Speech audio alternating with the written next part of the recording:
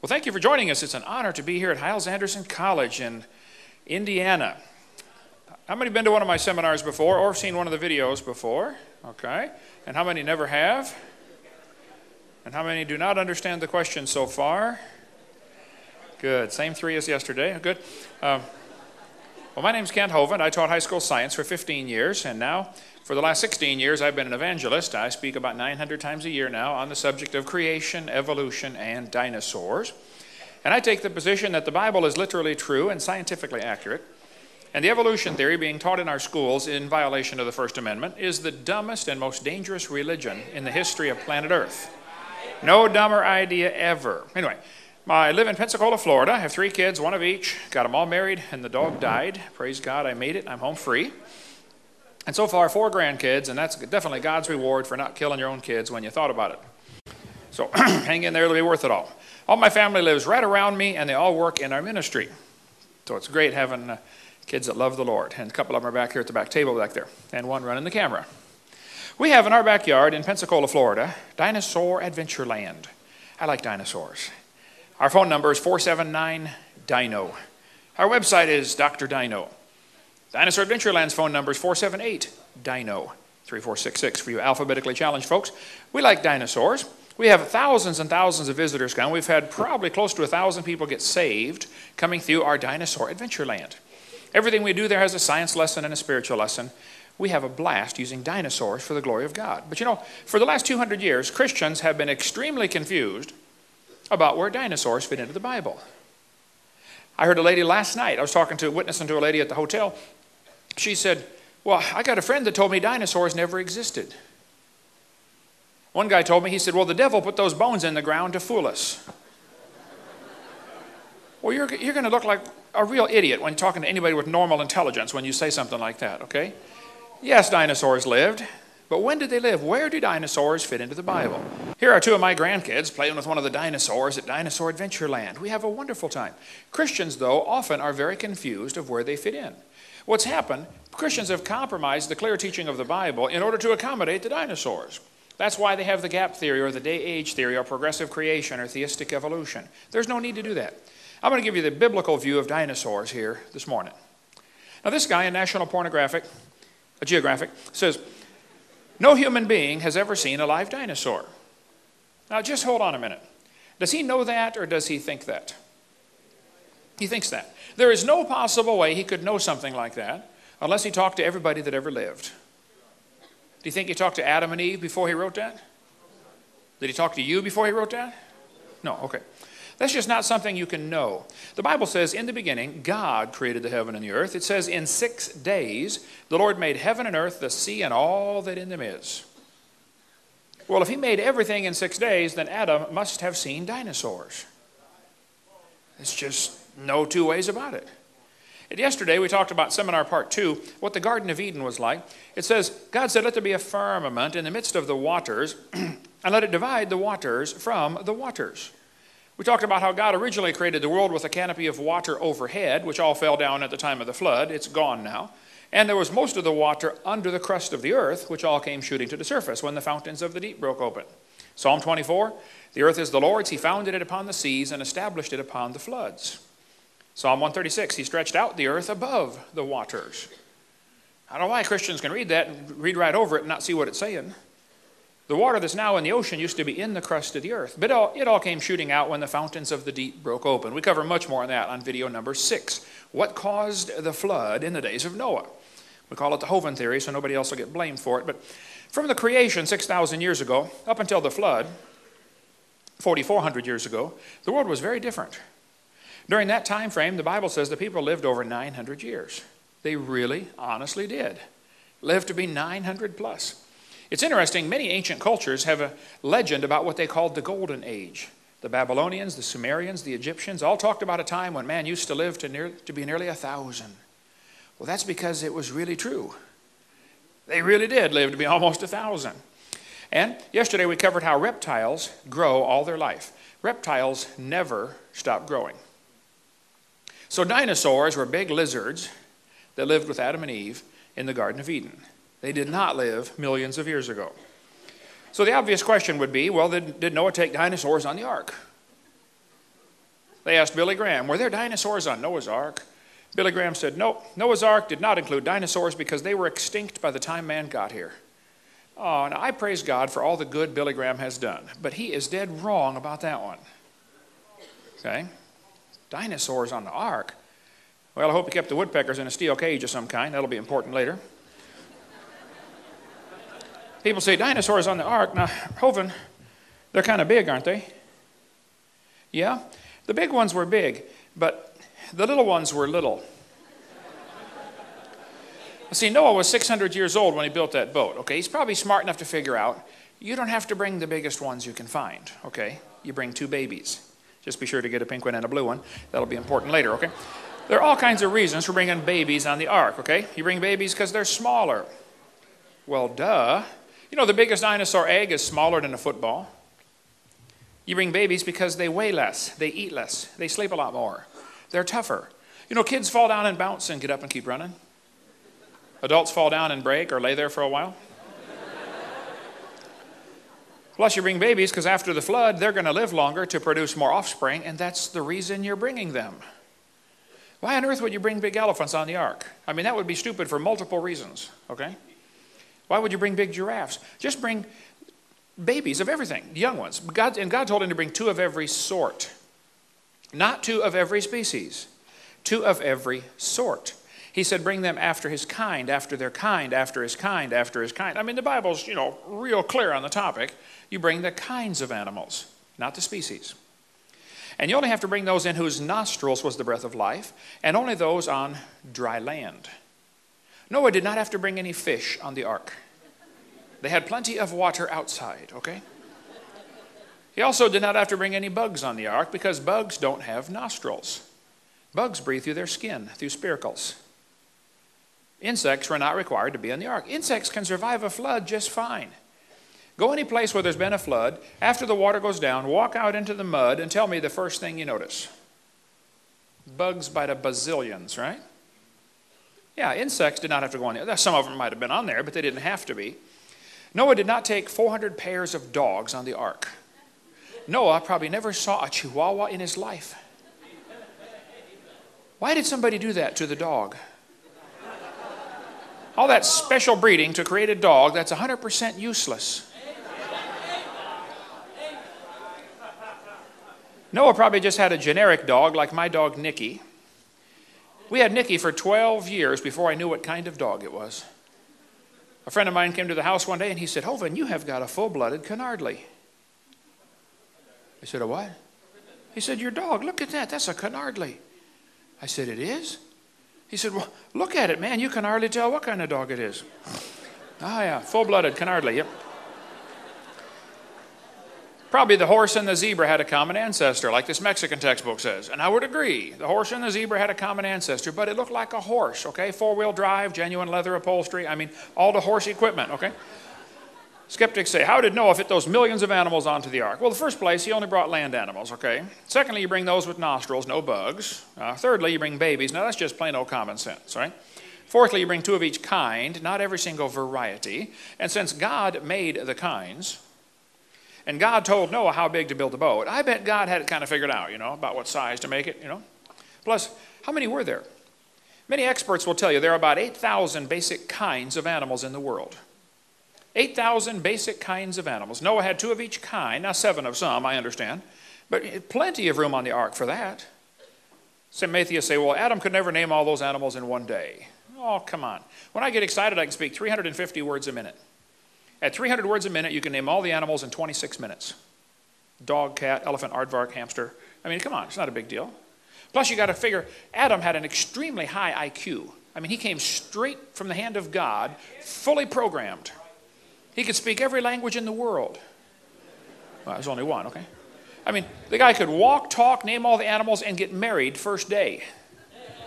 This guy's super high IQ, okay? No problem naming all the animals in a half hour. Okay, what's next, all right? What else you got for me, God? Plus, how big was the ark? I have atheists that I debate all the time. They'll say, well, Noah could never put all those animals on the ark. I say, really? How many were there? I say, well, we don't know. Oh, well, how big was the boat? Well, we don't know. All we know is he couldn't do it. Oh, I see. Is that the way this works? Okay. It beats what they believe. They believe 18 or 20 billion years ago there was a big bang where nothing exploded and made everything. And 4.6 billion years ago the earth cooled down and formed a rocky crust. Yes, the planet Earth cooled and a rocky surface was created. And then as the earth formed, the surface was hot and there were large pools of bubbling lava. This textbook says there was no oxygen on the earth, 0% oxygen, but the rocks absorbed it. So what? I've been trying to figure that one out for 4 years. But anyway, then oceans formed as it rained on the rocks for millions of years. Millions of years of torrential rains created the oceans. And swirling in the waters of the oceans is a bubbling broth of complex chemicals. Progress from a complex chemical soup to a living organism is very slow. Boy, it sure is. It don't even happen. That's how slow it is. Life on Earth may have begun in rocks on the ocean floor. Wow, all came from a rock. The first self-replicating systems must have emerged in this organic soup. So according to their theory, 20 billion years ago there was a big bang. 4.6 billion years ago the earth formed. It was a hot ball of rock. And then it began to rain and rain and rain and rain and rain and rain. And finally the oceans filled in. And in the oceans the first living organisms appeared. So great-great-great-great-great-great-great-great-great-great-great-grandpa was soup. That's the evolution theory. I didn't make it up. They did. So, you can laugh at them if you like, as far as I'm concerned. But now, I asked me to come speak at this college in Boston one time. This pastor I was going to speak at the church, I said, brother, call some of the colleges and see if you can have a debate. I love to do debates against these guys in front of their own university. Well, he called every college within 100 miles of Boston. There are a lot of them. There's a lot of colleges around Boston. And finally, one college said, no, we don't want him to come have a debate, but he can come speak to our students if our professors can ask him any questions they would like. Because we would like to show our students how dumb you Christians really are. I said, I would be honored to come for that. And so I showed up. There were 6 professors, all their students. I felt like Daniel in the lion's den, I got my 2 timelines out over there, and I said, now, folks, I believe the Bible. Nobody cheered. I said, I believe 6,000 years ago God made everything, and 4,400 years ago there was a flood when, everything got destroyed in the flood. And then Noah had 2 of each kind, not species, kind on the ark. Now, since then, there's been a whole lot of new varieties produced. And then I told them what they believe, because most of them don't know what they believe. You got to tell them, I said, you guys believe 20 billion years ago, Big Bang, 4.6 billion years ago, the earth cooled down, it rained on the rocks for millions of years, turned them into soup, and the soup came alive 3 billion years ago. This one professor was getting very angry. I seemed to do that to them. He said, Mr. Hovind, do you realize there are nearly 400 varieties of dogs in the world today? I said, sir, I have no idea how many, but 400 sounds good. He said, do you mean to tell me that you believe all those dogs came from 2 dogs on Noah's Ark? You want me to believe that? I said, sir, would you look at what you're teaching your students? You're teaching your students that all those dogs came from a rock. He didn't have any more questions after that. I did a debate one time in university, and afterwards this lady came walking down the aisle. Boy, she was mad. The smoke was coming out her nose. She was angry at me. She came walking straight up toward me. I said, Lord, I'm coming home. She walked up, put her hands on her hips, and she said, tonight, you told everybody that we believe we come from a rock. We do not believe that. I said, ma'am, you need to calm down. You're going to blow a gasket. I said, ma'am, do you believe in evolution? She said, yes, I do. I'm a professor here at the university. I said, well, ma'am, would you please tell me then where we came from? She said, we came from a macromolecule. I said, and where did that come from? She said, from the oceans, from the prebiotic soup. I said, and where did that come from? She said, it rained on the rocks for millions of years. You could see it was slowly dawning on her. I do believe I come from a rock. Yes, ma'am, you do. Better be careful going outside. Don't step on Grandpa. I found her life verse, saying to a stock, thou art my father, to a stone, thou hast brought me forth. There's Grandpa right there. Yep. I even found my daddy's life verse in the Bible. Lord, have mercy on my son, for he is a lunatic and sore vexed. Anyway, the Bible says the earth was corrupt and filled with violence. And God looked upon the earth, and it was corrupt. All flesh had corrupted his way upon the earth. And God said to Noah, the end of all flesh has come before me. The earth is filled with violence through them. I will destroy them with the earth. make thee an ark. And Noah said to his boys, boys, go for wood. We got to build a boat. And so they went and got all this wood, and they built this huge boat. Now after the flood was over, Noah's son had a baby and named him Arphaxad. Why would anybody name a kid Arphaxad? Can't you see that kid in kindergarten? What's your name, son? Arphaxad? Do you know how to spell it? No. Nobody does. But don't you think one day little Arphaxad's getting big enough, he's sitting on Grandpa's lap and he's looking around like kids do, and he says, hey, Grandpa, I have a question. How come we're the only people in the whole world? Do you mean we got this whole planet to ourselves? What happened? And Grandpa's going to tell him the story about the flood. Actually, they're going to talk about that flood for a long time. We're down in Pensacola. We're going to be talking about Hurricane Ivan for a long time. Okay? And that's just one little storm. Can you imagine a worldwide flood? Man, they talk about that for centuries. Actually, Arphaxad's daddy, Shem, Noah's son, lived long enough to tell that story directly to Abraham, Isaac, and Jacob. You'll never catch that reading your Bible, but when you graph it out, it's like, wow, that's unbelievable. Do you know they're still talking about that flood in many cultures around the world? So far, 270 flood legends have been identified in different countries and cultures around the world. The Hawaiians have a legend that says, long after the death of Kunihana, the first man, the world became a wicked, terrible place to live. There was one good man left. His name was Nu'u. He made a great canoe with a house on it and filled it with animals. The waters came up over all the earth and killed all the people. Only Nu'u and his family were saved. One family saved in a boat full of animals. Sounds kind of like the Bible story, doesn't it? The Chinese have a legend called the Hiking Classic. They say that Fuhai is the father of their civilization. Fuhai is probably Noah, okay? The story says, Fuhai, his wife, 3 sons, and 3 daughters escaped a great flood. He and his family were the only people alive on earth. After the great flood, they repopulated the world. Interesting. Now, the Toltec Indians in Mexico have a very interesting story. They said the first world lasted 1,716 years and was destroyed by a flood that covered the highest mountains. One family named Coxcox survived. 1,716 years. Well, the Bible dates add up to 1656 from the creation to the flood.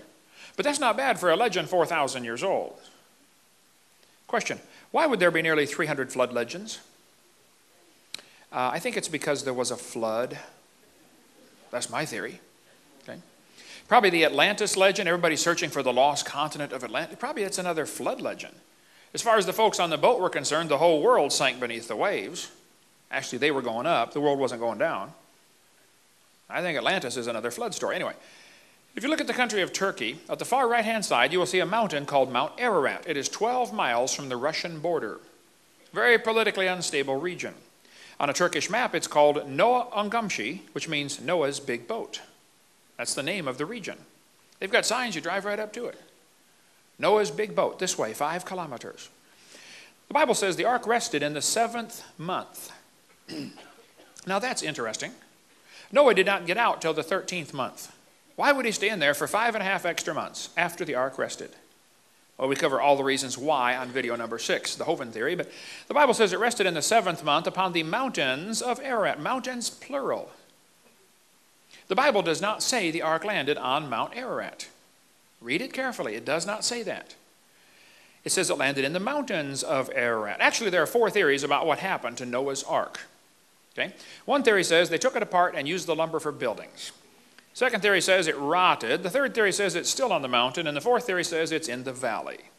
And the guys who think it's on the mountain go over there every couple of years on a big expedition. They climb the mountain. They all come back and say, you know, we almost found it. I'm not sure how you can know you almost found something, but anyway, that's what they say. And maybe it's there. I don't know. It doesn't matter to me at all, okay? But other folks think, hey guys, it's not even on that mountain. It's down in the valley 17 miles away. And they think that is Noah's Ark right there, that boat-shaped object. Kind of a teardrop shape.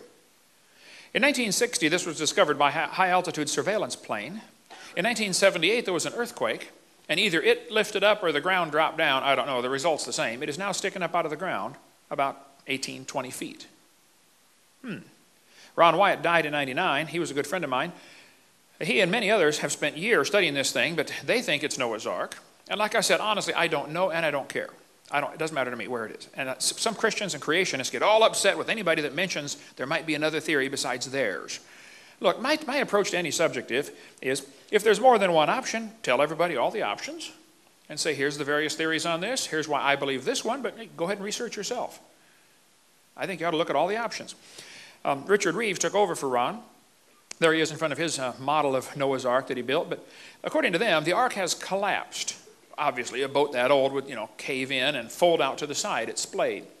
And so one of the arguments the skeptics use is, well, it's too wide to be Noah's Ark. Well, of course it's too wide. Boats all do that. They fall outwards. You can go to any old rotten boat someplace, you'll see the same effect. But radar scans show that there are deck timbers, some kind of huge timbers in there. Apparently, some kind of big structure. They find iron rivets in there. The ark was bolted together. They knew about iron back then, not a problem. You can see some of the rivets at the Wyatt Museum south of Nashville, Tennessee. It used laminated wood, 3 layers of wood glued together with a tar-like substance, pitch, made from tree sap. And apparently it's like basic plywood, okay? Huge, thick layers of wood. And there's no grain in the wood. Interesting. It's almost like the trees didn't have growing seasons, the wood they were using. Anyway, the Wyatt Museum is a converted gas station just south of Nashville at exit 27 on the northwest corner. You can stop down there and see them. Mrs. Wyatt wrote a book called The Boat-Shaped Object on Doomsday Mountain, with all the research she and her husband had done on that. Apparently, the ark landed close to Mount Ararat, got stuck in the mud. Everybody got off and left, and at some time later, there was a mud flow or a lava flow that pushed the ark down and broke the bottom off. What used to be the keel full of ballast for weight to keep it upright was broken off, and it's way up near the mountain, and the ark has apparently moved down several miles from where it used to be. It used to be way over here at the left at a little village called Kazan, which in Turkish means village of 8.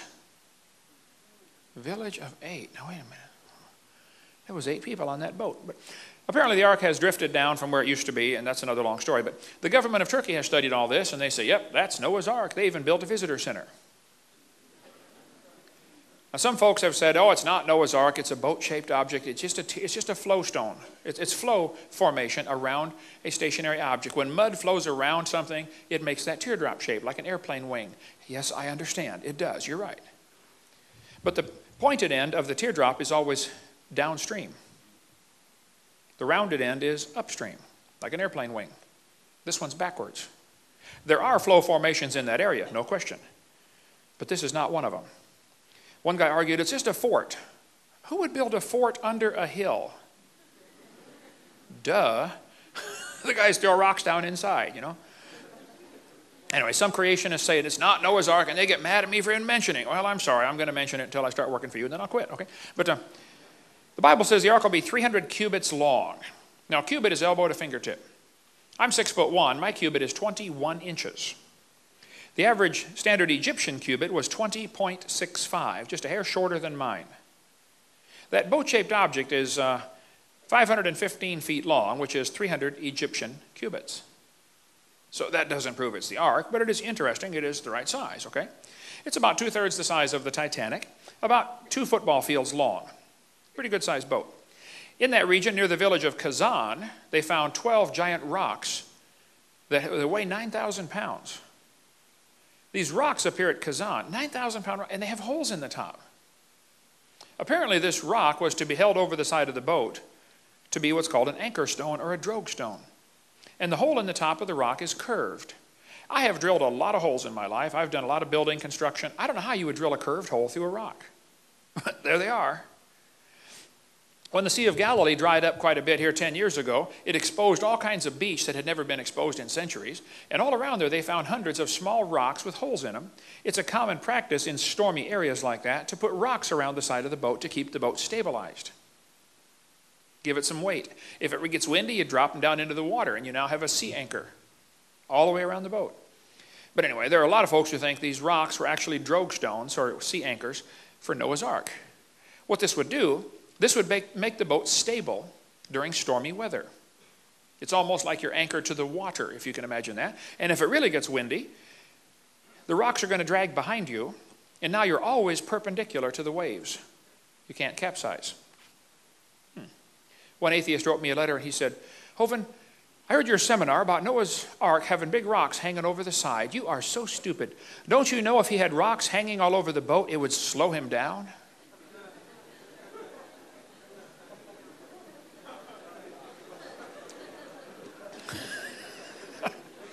I wrote back, where was he going? There is no place to go, okay? The whole world's underwater, okay? He's just trying to float. You see, Noah, the instructions are real simple. Get in, sit down, float, land, get out, okay? You don't have to go anywhere. No sails. You don't have to steer the boat, okay? One atheist said, well, a sailboat was built with 6 masts and it leaked so bad because of the twisting from the sails. Well, Noah's Ark didn't have any sails, okay? It just was designed to float. And some people think it might have had a moon pool in the center because a long ship has trouble going over the waves. It tends to lift up and the ends are exposed and it tends to flex or break in the middle. Well, if Noah's Ark had a moon pool, that would solve the problem. What it is, it's a hole in the center. As the waves go up and down, the water goes up and down inside that hole. Of course, you got a wall built up on the inside. It's called a moon pool. As the water goes up and down inside that moon pool, going over the waves, it acts like a giant piston, forcing fresh air in and out of the boat every time you hit a wave. You might actually pray for a good wave once in a while. Hey, Lord, we're about to feed the elephants. Would you please send a wave? Yeah. Anyway, what happened to the dinosaurs when Noah got off the ark? You know, the question of what happened to the dinosaurs has been used in schools to start a conversation about evolution for a long time. One of Satan's favorite tools to use is dinosaurs because kids love them. I spoke at a public school one time to 300 first graders. Try that sometime. I drove a church bus for 17 years and taught junior church for 17 years. There were 300 first graders in this room I'm speaking, and I got my dinosaurs out and I said, boys and girls, I got a question for you. When did dinosaurs live? I mean, instantly, all of them shouted out, millions of years ago. I thought, now wait a minute. These kids are in first grade, okay? They can barely read. How do they believe that already? Where have the Christians been teaching the truth about creation?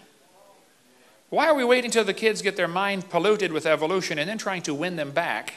Why don't we just not lose them to begin with? Why hasn't there been a Christian response to this dinosaur stuff?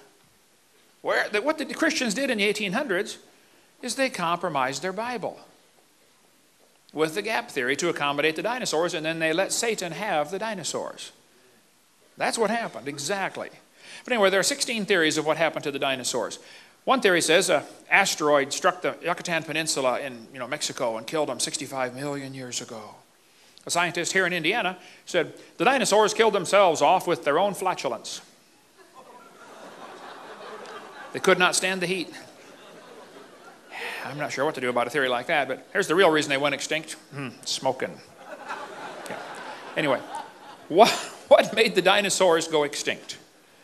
Do you realize they're asking the wrong question? The question is not what made them go extinct. The question is, did they go extinct? See, the liberals are always real good at getting us to argue about the wrong subject. They're always asking me, should we have creation taught in public schools? I say, that's a good question, and I will be glad to discuss that. However, there's another question we should ask first, okay? The real question is, should we have public schools? Let's argue that one for a while first, okay? And if we're going to have them, then we'll discuss what should be taught in them and who decides what is taught in them. I mean, does Bill Clinton decide what's taught, or does Osama bin Laden decide what's taught, or maybe you should decide, maybe I should decide? See, the whole problem is, some people have this idiot idea that children belong to the state. No. You see, children belong to God, and they are entrusted to parents. And the parents should decide what God wants them to be taught. The state does not ever have any children. It is sterile, okay? It can't have children. Okay, so they want to steal yours. That's another long, interesting story. But anyway, the 10th Amendment to the Constitution says the federal government only has certain very limited powers, and anything else is left to the states. The federal government has no business being involved in education or welfare or hurricane relief or anything else. No business at all. If you want to see why the schools went public, there's many good articles, one by Samuel Blumenfeld that's incredible about why we have a public school system. It's all part of the plan for a new world order. Big part of the plan. get our college class, CSE 102. I teach college classes on creation where we go into much more detail, you know, chase every rabbit and kick every dog, and you can get that if you get time. But anyway, dinosaurs getting off the ark had a very difficult time. The climate had changed. Things were different. Remember, before the flood they lived to be 900. Read your Bible. After the flood they only lived to be 400, and then 200, and then 100. Something changed. Well, for one thing, that canopy overhead was gone. Number two, the soil was now not loaded with minerals like it's supposed to be to have plants grow like crazy. And the atmospheric pressure was different. The canopy had collapsed. It was gone, I believe. Sunlight was now getting through, radiation, etc. Many more problems in the post-flood environment. Dinosaurs had two problems. Number one, the climate change. Number two, was probably worse, people hunted them. They killed them. Now, they didn't call them dinosaur, though. They called them dragon. See, the word dinosaur wasn't made up till 1841. So for most of human history, these creatures are called dragons. Did you know dinosaurs not even in the dictionary in 1891? For most of human history, they were known as dragons. Now, dragons are mentioned in the Bible 34 times. People say, why aren't dinosaurs in the Bible? Last night I'm talking to this lady at the counter at the hotel. She said, well, dinosaurs aren't in the Bible. I said, that's correct. That word wasn't made up till 1841. And if you got the right Bible, that was translated 1611. So of course you're not going to find that word in there. Duh. But they called them dragons.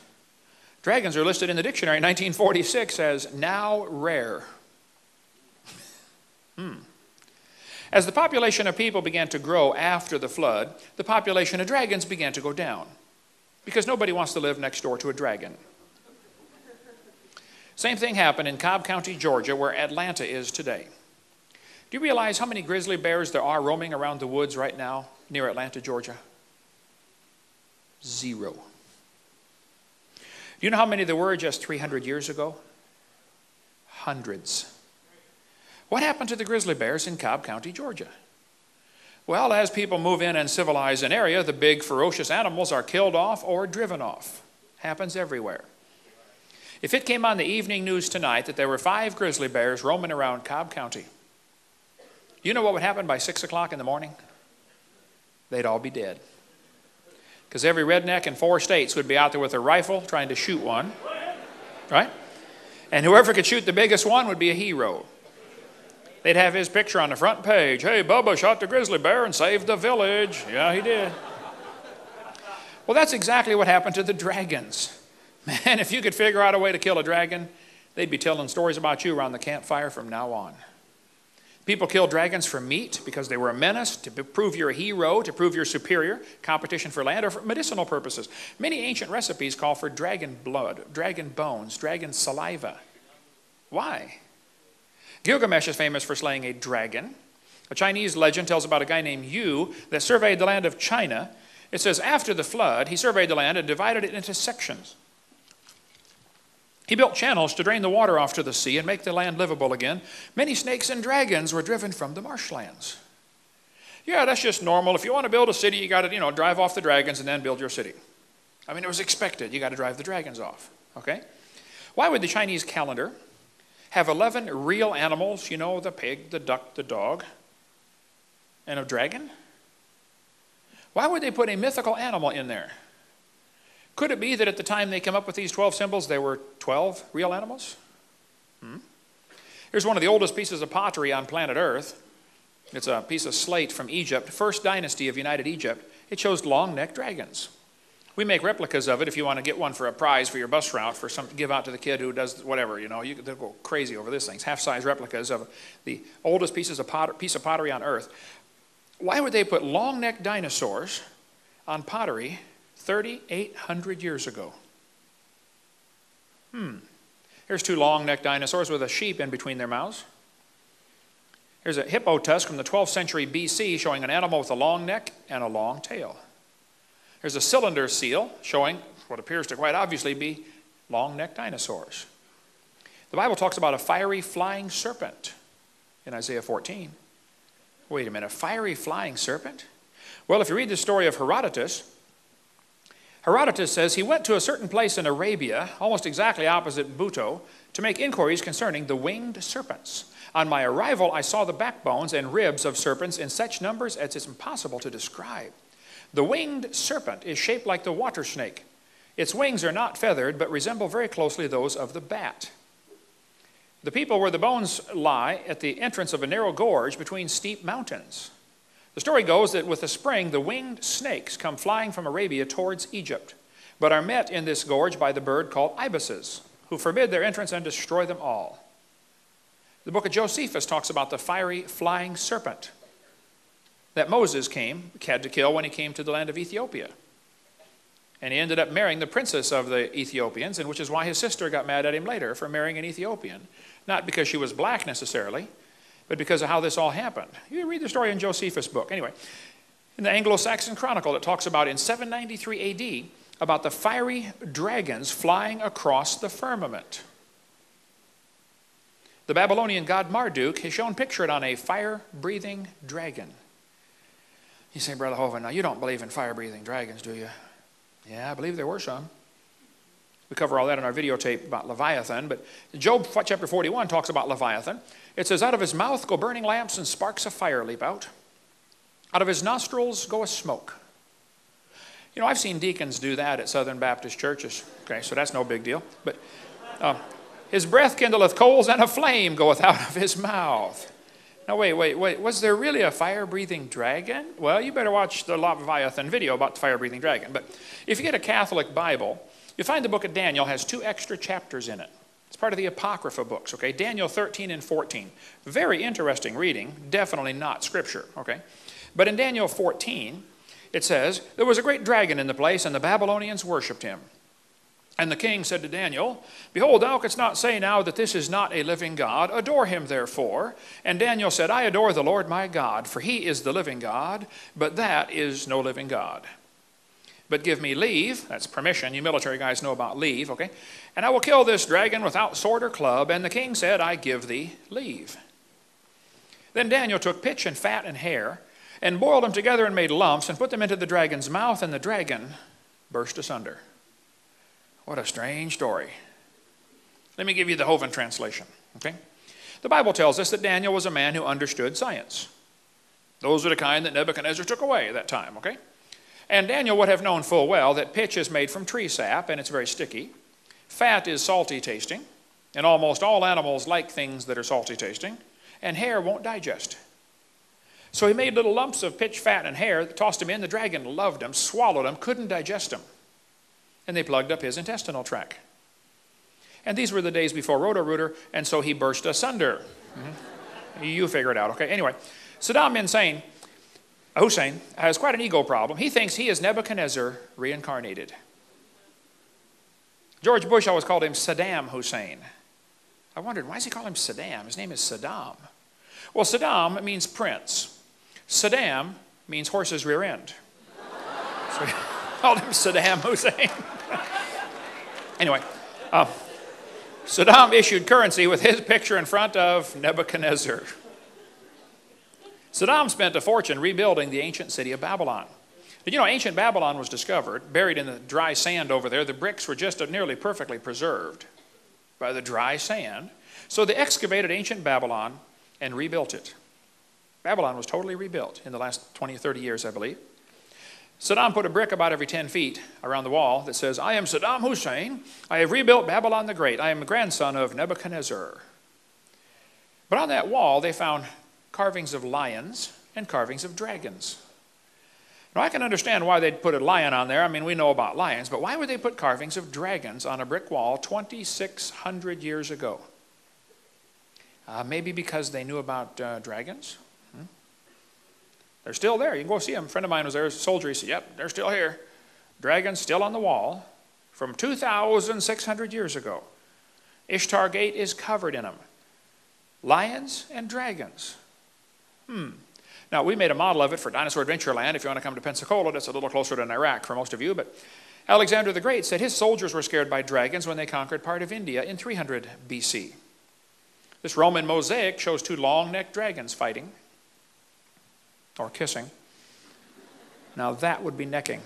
Wow. Anyway, how did the Romans know about dragons in 200 AD? St. George is famous for slaying a dragon in 275 AD. Beowulf slew 2 dragons, and the third one killed him. You should try to read the Beowulf story in Old English. Good luck. That's English. 1,500 years ago, that was English. I can only read one word on the page. It says, duh. But anyway, when they translate the story to modern English, the story tells us Beowulf killed Grendel the dragon by pulling off one of its arms, and the creature bled to death. Pulled off his arm? Well, they found a Babylonian cylinder seal showing a guy pulling the arm off a dragon. Interesting. Get the book After the Flood if you want a whole lot more on dragons living with man. But there's a city in France that's famous because a dragon came up out of the water, and a guy killed it and cut the head off and stuck it over the corner of the building. The head of the dragon was mounted on his building. They called it the gargoyle. How many have ever heard of the gargoyle? They still do that today. You can buy these ugly little critters, you put them on your building or whatever over your door. Well, the word gargoyle means throat. We get our word gargle, gurgle, regurgitate, gorge, and glutton from that word. It has to do with the throat. So next time you gargle, you can think about slaying a dragon. You say, Brother Hovind, I am slaying a dragon when I gargle. Okay, anyway. An Irish writer said they killed a dragon with iron nails on its tail. Well, Stegosaurus certainly had big spikes on his tail, that's for sure. So did several other animals. But here's a Viking woodcut showing a dragon swallowing a guy. This is from the 11th century, 1,000 years ago, okay? The Vikings put dragon heads on their ships 1,000 years ago. Why would they do that? Well, they knew about the great dragon of the sea. They called it the Kraken. Again, Bill Cooper's got a lot on that in his book, but the famous Icelandic hero Siegfried slew the dragon Fafnir. As a castle, bricks were found in a castle from the 12th century showing dragons. There's a 12th century castle in Germany with dragons on it. Why would they put dragons on their castles? Marco Polo lived in China for 17 years. When he came back, he said the emperor is raising dragons to pull chariots in his parades. Why would he say that? Oh, probably because the emperor was raising dragons to pull chariots in his parades. That's my theory. Yeah, okay. In 1611, they appointed the post of royal dragon feeder. Why do you need a royal dragon feeder? Let me guess, to feed the dragon. Yeah, right, okay. There's a 13th century castle with dragons on it. There's a grave from the 15th century showing, and carved in brass, 2 long-necked dinosaurs. 16th century castle has dragons on it. We've got 7 coins in our museum on loan. They're silver dollars from 1500s to 1600s, real silver dollars. All of them show somebody slaying a dragon. It was common 400 years ago. Everybody knew about slaying dragons. Of course, you got to slay the dragon. You know, that's just standard procedure. Save the dragon, rescue the princess, or whatever. I don't know. But here's a Russian medallion showing a guy killing a dragon. Bulgarian postage stamp has somebody killing a dragon. The crest of Lithuania shows somebody killing a dragon. A city in France was renamed Nerluk to honor the man who slew the dragon. Indians carved dinosaurs on the walls of the Grand Canyon. Why would they put dinosaurs on the walls of Grand Canyon? Maybe because they hunted dinosaurs around there. In 1925, some guys took a raft trip down one of the canyons out west, and they wrote a report. They saw one of these dinosaurs, and they said the fact that some prehistoric man made a pictograph of a dinosaur on the walls of this canyon upsets completely all of our theories. Oh, they upset his theories. Oh, no. He said about a year ago, a photograph of a dinosaur was shown to a scientist of national repute who was then specializing in dinosaurs. He said, it's not a dinosaur, it's impossible, because we know dinosaurs were extinct 12 million years before man appeared on Earth. Oh, hold on just a minute, okay? First place, it's not possible for you to know what happened 12 million years ago, okay? So let's just get that straight first up, okay? Secondly, notice he said 12 million. Now today the kids are taught dinosaurs died 65 million years ago, aren't they? 65 million years ago? It's interesting to see the inflation of the age of the Earth. See, in 1770, they said the Earth was 70,000 years old. By 1902, it was 2 billion years old. In 1969, it was 3.5 billion years old. Today, it's 4.6. Did you know the Earth is getting older at the rate of 21 million years per year? That's 40 years per minute. Okay, it's aging rapidly, folks. Anyway, if you go to Blanding, Utah, you'll see carvings of dinosaurs on the cliff there. Apparently, they knew about dinosaurs in Utah. The Indians knew about them. They killed them, apparently. This is a cave painting in Australia. showing a guy running away from what appears to be a dinosaur. I can't pronounce the name of this place in Canada, Mishapa something or other here, but it looks like these Indians have painted something on the cliff there that appears to be like a dinosaur with a dermal frill ridged on its back. This is a painting from Australia. These guys are all dancing around what quite obviously looks like a dinosaur. Apparently they're upset because it ate their friend. Okay, there's the friend inside. You know, give him back, please, right now. Anyway, this guy says nobody's ever seen a dinosaur. Well, why did they put them on their cave paintings? Why did they put them on ancient pottery? Why do we see so many legends of dragons if nobody's ever seen one? Down in Peru, they've got the driest desert in the world. It's only rained twice in 400 years, is my understanding. When the Spanish came across there in 1500s, they found white lines on the desert. They were obviously man-made. Somebody piled up the rocks. There's a pile of white rocks that goes sometimes for miles, straight as an arrow. These today are called the Nazca lines. How many of you have ever heard of the Nazca images? They got all these images down there and down in Peru. You can study that if you'd like. But strange, these images are interesting. But one of them shows a spider which has no eyes and one leg is longer than the rest. And for centuries, everybody thought, well, these were poor, ignorant, stupid people. You know, they forgot to put the eyes on, and they made the one leg longer by accident. Recently, there was a spider discovered in the Amazon jungle 1,000 miles away. It only lives in caves. It is extremely rare. It's supposed to be one of the rarest spiders on earth. It's 1/8 of an inch long, little tiny spider, lives 1,000 miles away in the dark, in the caves. The spider has no eyes. And during mating season, that one particular leg grows longer, and it exchanges DNA off the tip of that leg for 15 seconds. How did they know that in Peru, 1,000 miles away? Maybe they weren't so stupid after all. Anyway, in 1535, the Spanish conquistadors came through that area, and they found stones with strange animals on them. They sent some back to the king of Spain and said, what on earth are these animals carved on these rocks? The king said, I have no clue. Today they're called the Ica burial stones from Ica, Peru. Dennis Swift is probably the world's expert on those. He's one of my good friends from Portland, Oregon. He did a great session at our boot camp in 2005, our creation boot camp we have in Pensacola, Florida. And we've got his DVDs of him speaking on the Ica stones. Oh, it's incredible. You can still get those on our website. But these stones show dinosaurs on them. The Nazca burial stones from about the time of Christ, plus or minus a few hundred years. Some of them show brain surgery. They find brain surgery instruments, hardened copper, tempered copper instruments for cutting into people's heads, apparently. Some of them show heart surgery, limb reattachment, steam engine. One of them showed what looks like a steam engine. Strange things are found on these Ica stones in Peru, but quite a few of them, over 500 I believe, show dinosaurs. Why would they have dinosaurs and humans on the same stones? Well, because people lived with dinosaurs. Anyway, there's plenty on that. Here's one from our museum. Shows a dinosaur holding a guy by the head. This one we've got shows what appears to be a guy cutting the head off the dragon because the dragon killed his friend. You can see the friend's body is inside, but his head's missing. So his buddy's just doing what the Bible says. You know, vengeance is fine, saith the Lord. Or something like that. But this guy's jabbing one through the throat with a spear. This one's hard to see, but he's shoving the spear down the dragon's throat. This one, the dragon's got the guy by the arm, and apparently his spirit is leaving. He's flying off into heaven, or wherever they go when they die in their culture, you know. This guy's got the knife stuck in the dragon's head, and the dragon's biting the guy.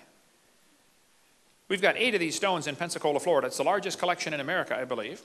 At $1,500 each, you know, not too many people have these things, but some of them show circles on the side. Now that's kind of interesting. Why would they put circles on the side of the dinosaurs? Well, nobody ever found dinosaur skin until about 20 years ago when fossilized dinosaur skin was found.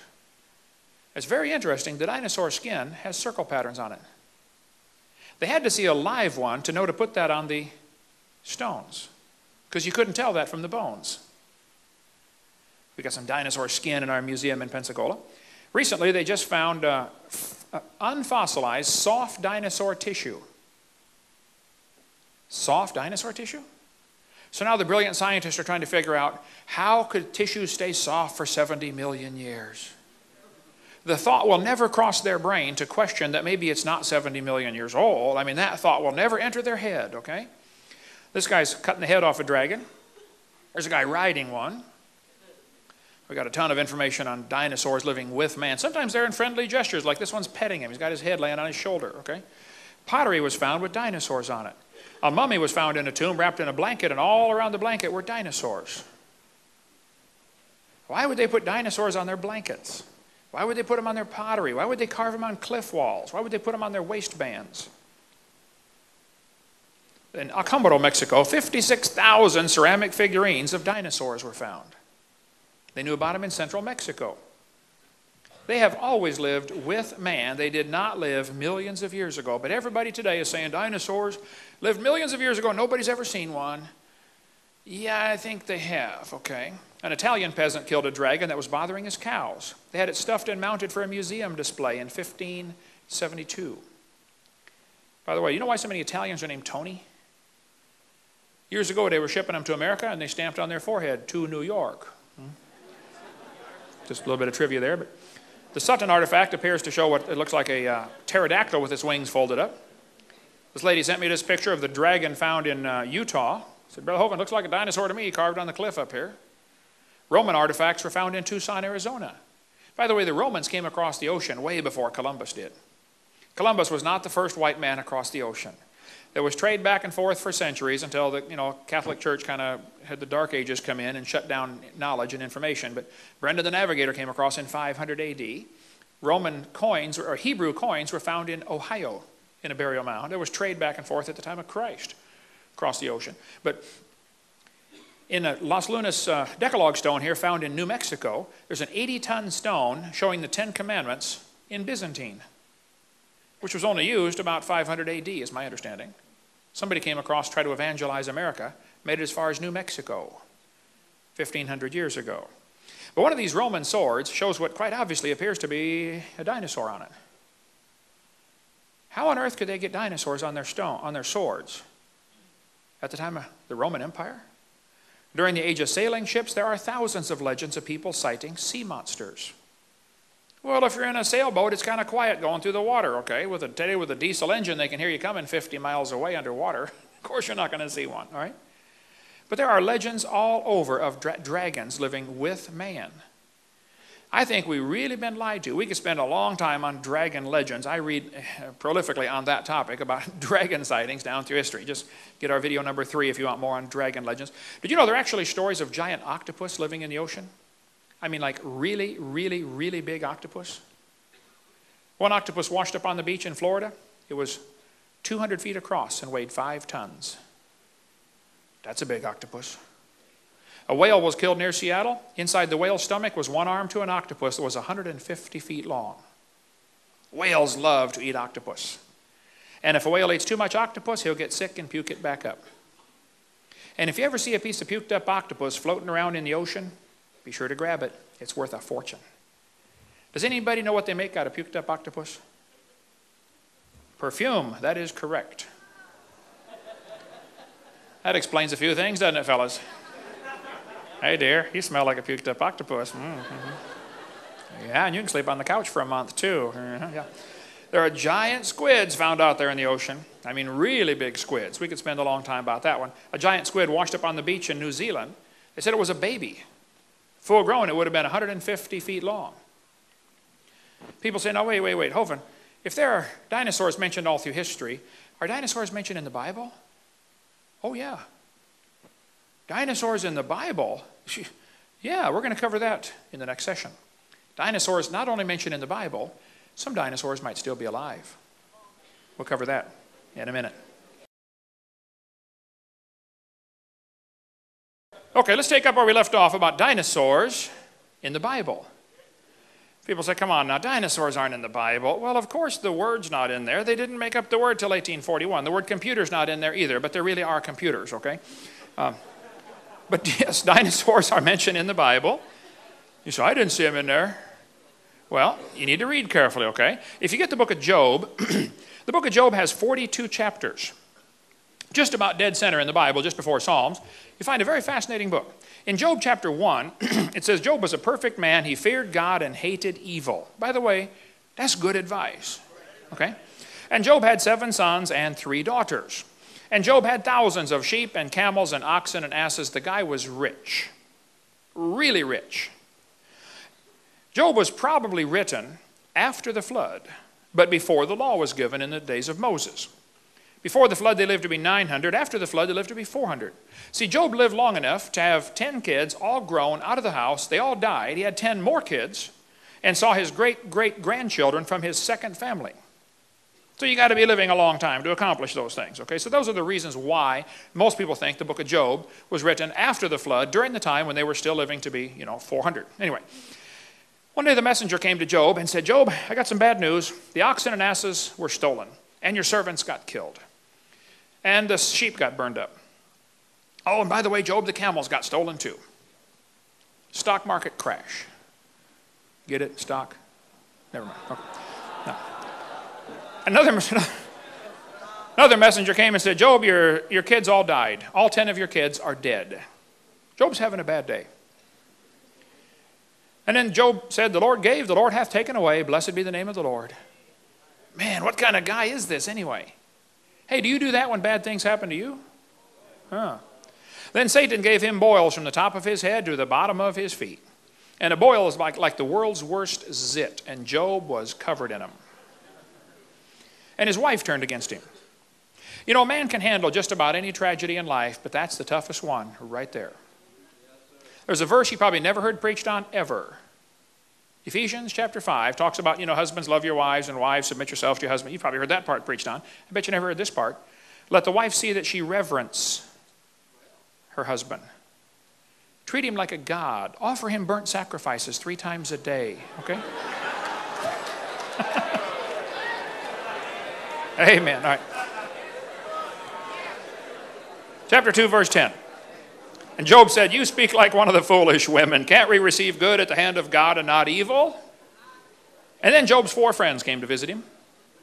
One of those guys was the shortest man mentioned in the Bible, Bildad the Shuhite. That's pretty short, okay? But these 4 guys came and they talked to Job for 35 chapters. Most of the book of Job is these guys explaining to Job why everything went wrong. They had to be Baptists the way I got it figured. They said, Job, you must have sinned. Eliphaz said, whoever perished being innocent? Job, the reason bad things are happening to you is because you sinned. Now, folks, that is the wisdom of the world, okay? That is not true. See, if something bad happens to somebody, you don't know why it happened. You should love them, pray for them, encourage them, and shut up. Don't go to the hospital when they get their gallstones out and say, hey, brother, these aren't gallstones. These are tithes and offerings. God's getting them out of you one way or another. Don't do that, okay? Let God take care of why everything went wrong. He can handle them just fine, all right? So Job is sitting there scraping the pus out of the boils by the graves of his 10 dead kids thinking, God, would you please answer me? Why did this happen to me? Folks, you don't have to live on this planet very long before you're going to be asking that question. God, why did you do this to me?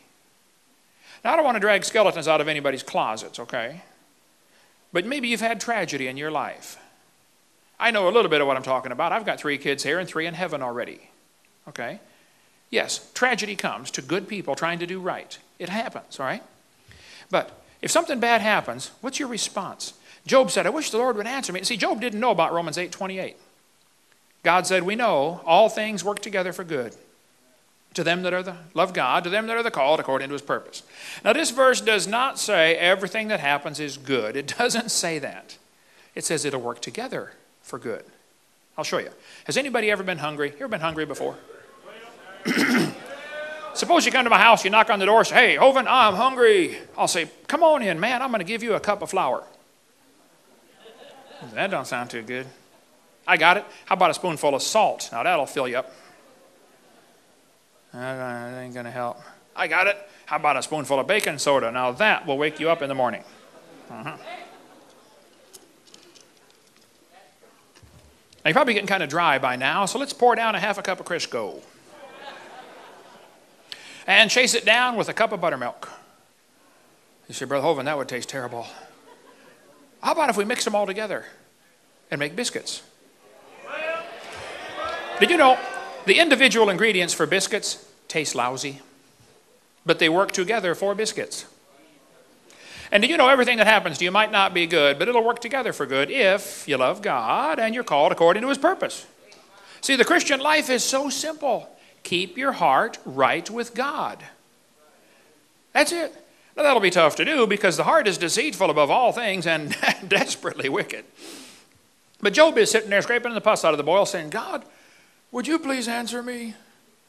And in chapter 38, the Lord answered Job out of a whirlwind. You know, if a tornado starts talking to me, I'm going to pay attention.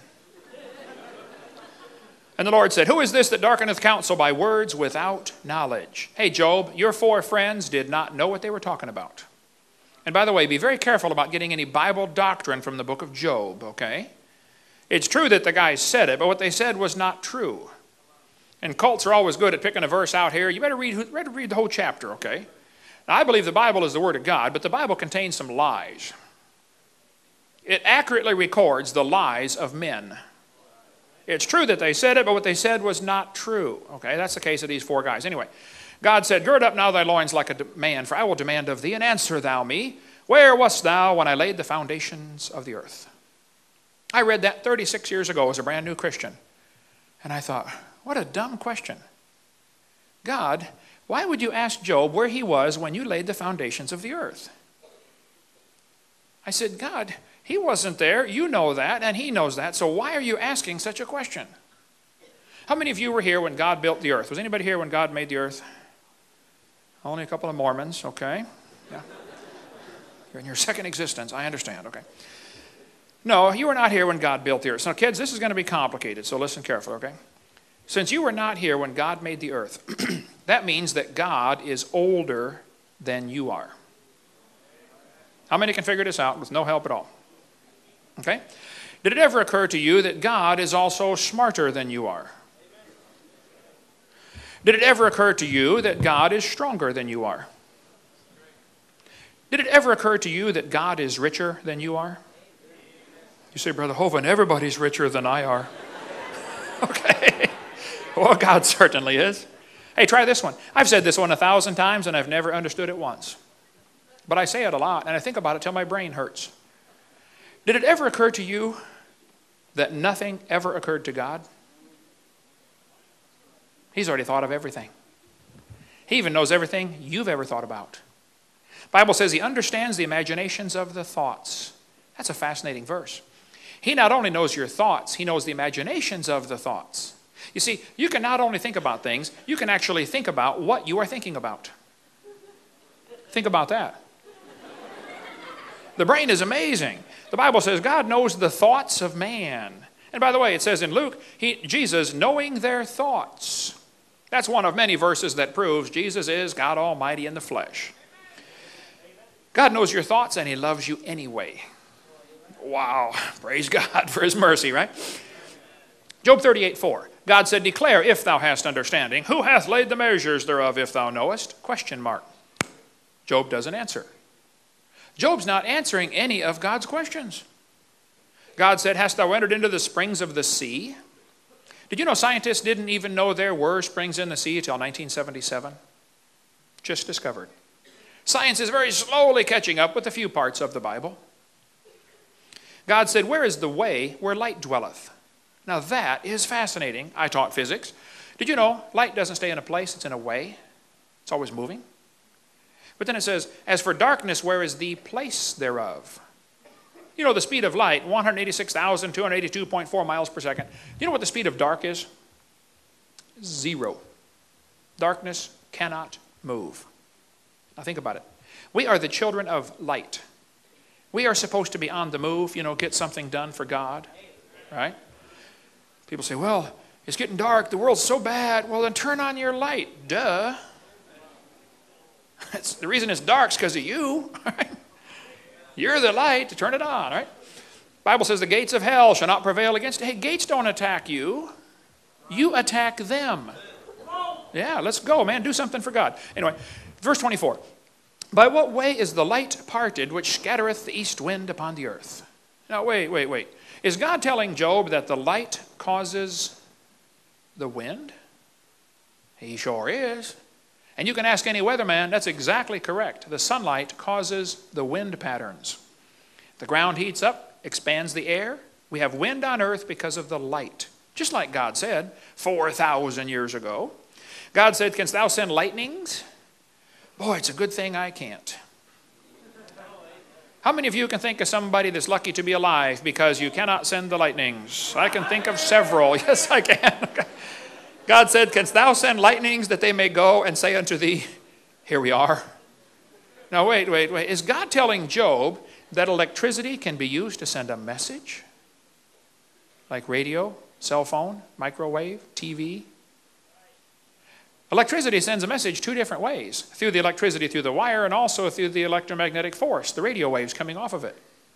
God told Job that 4,000 years ago. Marconi and them guys had discovered it in the last few hundred years.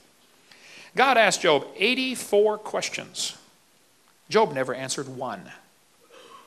These are the kind of questions that don't need an answer. The question was designed to change the person's attitude. These are the same kind of questions you dads have to ask your kids. See, I've got 3 kids, one of each. I know what I'm talking about. Kids get to a certain age, and they get kind of cocky, and they think, they should make the rules around the house. The kid comes in one day and says, hey, Dad, listen. I believe I should be allowed to stay out till 4 in the morning with my friends. After all, I'm 10 now. And Dad says, hold on just a minute, kid. You'd like to know why you can't stay out till 4 in the morning. Well, son, let me ask you a couple of questions. Who pays the electric bill around this house? Who's paying for the house? Who paid for them clothes you're wearing, son? Who paid for that bed you slept on last night? Who pays for the food you eat and eat and eat and eat and eat and eat? Who paid for that hot water and soap you took a shower with about a month ago? Let's just get it straight, son. The Bible is very clear. He who payeth the bills maketh the rules. 2 Opinions chapter 4. You see, son, me, Dad, you, kid.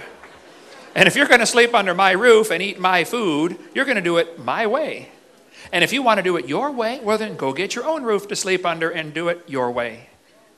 See, that's the golden rule, son. He that hath the gold maketh the rules. Who do you think you are, kid? Where were you when we bought this property and cleared this land and drove off the grizzly bears and marched uphill to school 40 miles in the snow, barefoot, both ways? How many got the same speech when you were growing up? Okay, good. Let's get it straight, son. Me, Dad, you, kid. I think that's what God's doing to Job. God asked Job 84 questions. Job never answered one. But Job got an attitude adjustment. See, Job had the same problem that most of us have. He did not have a good appreciation for who God was. Come to chapter 40. God said, behold now behemoth. Well, what on earth is a behemoth? Well, whatever it was, Job could behold it. Because God never tells you to do something you can't do. See, God would not say, behold now behemoth, if he could not behold now behemoth. That's deep theology, I know, okay, but think it through, all right? Now, some reference Bibles say behemoth is probably the elephant or hippopotamus. Oh, that is ludicrous. I believe behemoth is the long-necked dinosaur. Now, there are 13 different long-necked dinosaurs, okay? There's the brachiosaur, the apatosaur, the cetosaur. He's got the big seat, okay? There's the blondosaur. You have to talk to her kind of slow, okay? I think behemoth is the brachiosaurus. It says he eats grass as an ox. Some people say, hey, my Bible says elephant and elephants eat grass. Well, duh, bunny rabbits eat grass too, okay? A lot of animals eat grass, right?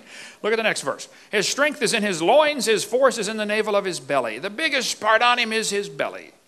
And they say, well, elephants have a big belly. Yes, I know. Hippopotamus have a big belly. Brachiosaurus had a big belly. He has a big belly. So does he. That is just sick. Who would pose for that? Anyway, it says, he moveth his tail like a cedar. Now hold on a minute. His tail is like a cedar tree. Have you ever seen an elephant's tail? I mean, would that remind you of a cedar tree? Or a hippo tail? Not like a cedar tree. Now, Brachiosaurus tail, yeah, that's a little more like a cedar tree than the rest of them, okay? You know, before they put those footnotes at the bottom of the Bible, I think they should be required to read the passage at least once and then comment on it, okay? By the way, you preachers, if you're going to preach on a passage, at least read it once before you preach on it, okay? Yeah, all right. Anyway, next verse says, his bones are as strong pieces of brass. His bones are like bars of iron. He has big, heavy-duty bones, and they did. This is a real dinosaur toe bone I've got in my museum in Pensacola. One of the knuckle bones from a brachiosaurus. Now, this will be kind of complicated, so listen carefully. The reason he had such big toe bones is because he had big toes. How many can figure that out with no help? 4, 5, 6, okay. And the reason he had those big toes is because he had a big foot. There's a kid taking a bath in a brachiosaur footprint. Pictures on the book right here on the steps. And the reason he had that big foot is because he had a big leg to hold up. His front leg is 20 feet tall. The biggest dinosaur found so far is 60 feet to the top of the head, found in Oklahoma. They say it's going to take them 20 years to dig all the bones out of the ground because it is a government project. They say when it was alive, it probably weighed 100 tons. Now, 100 tons is equal to 14 school buses put together. That means if he was to come by and step on you, you would be deeply impressed by him. You would be road pizza. By the way, speaking of government projects, I got to share with you my new invention that's going to make me the richest man on planet Earth. I'm going to save so much money for the highway department, construction crews, utility companies, and the military. Oh, and all I want is 10% of the savings, and I'll be the richest man on planet Earth. I have invented a shovel that will stand up by itself. You won't need to pay those guys to lean on it anymore. Thank you, I know.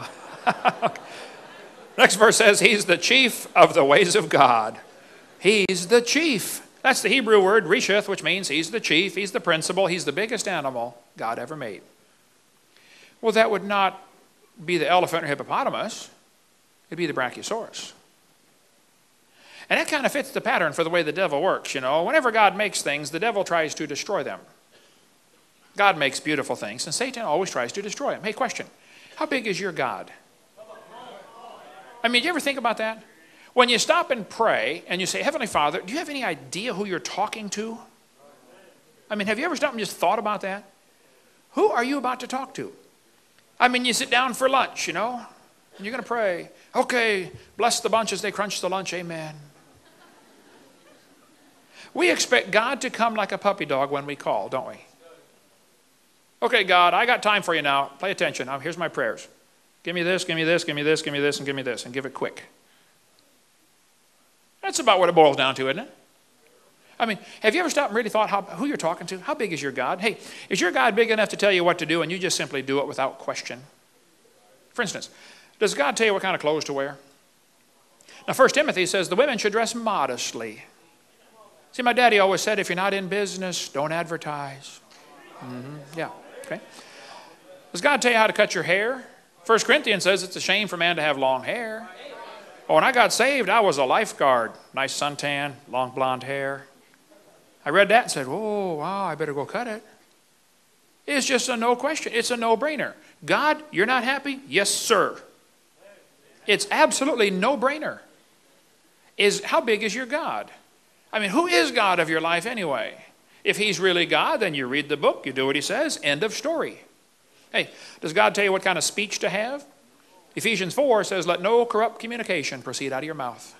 Is God happy with everything coming out of your mouth? Out of the abundance of the heart, the mouth speaketh. That's a good verse to quote to somebody when you hear him cuss, by the way. Does God control what you watch on TV? Psalm 101 says, I will set no wicked thing before mine eyes. Hey, do you put wicked things in front of your eyes? Suppose you made a rule around, just suppose you made a rule around your house. If you hear a cuss word on TV, you're going to shut it off for 2 hours.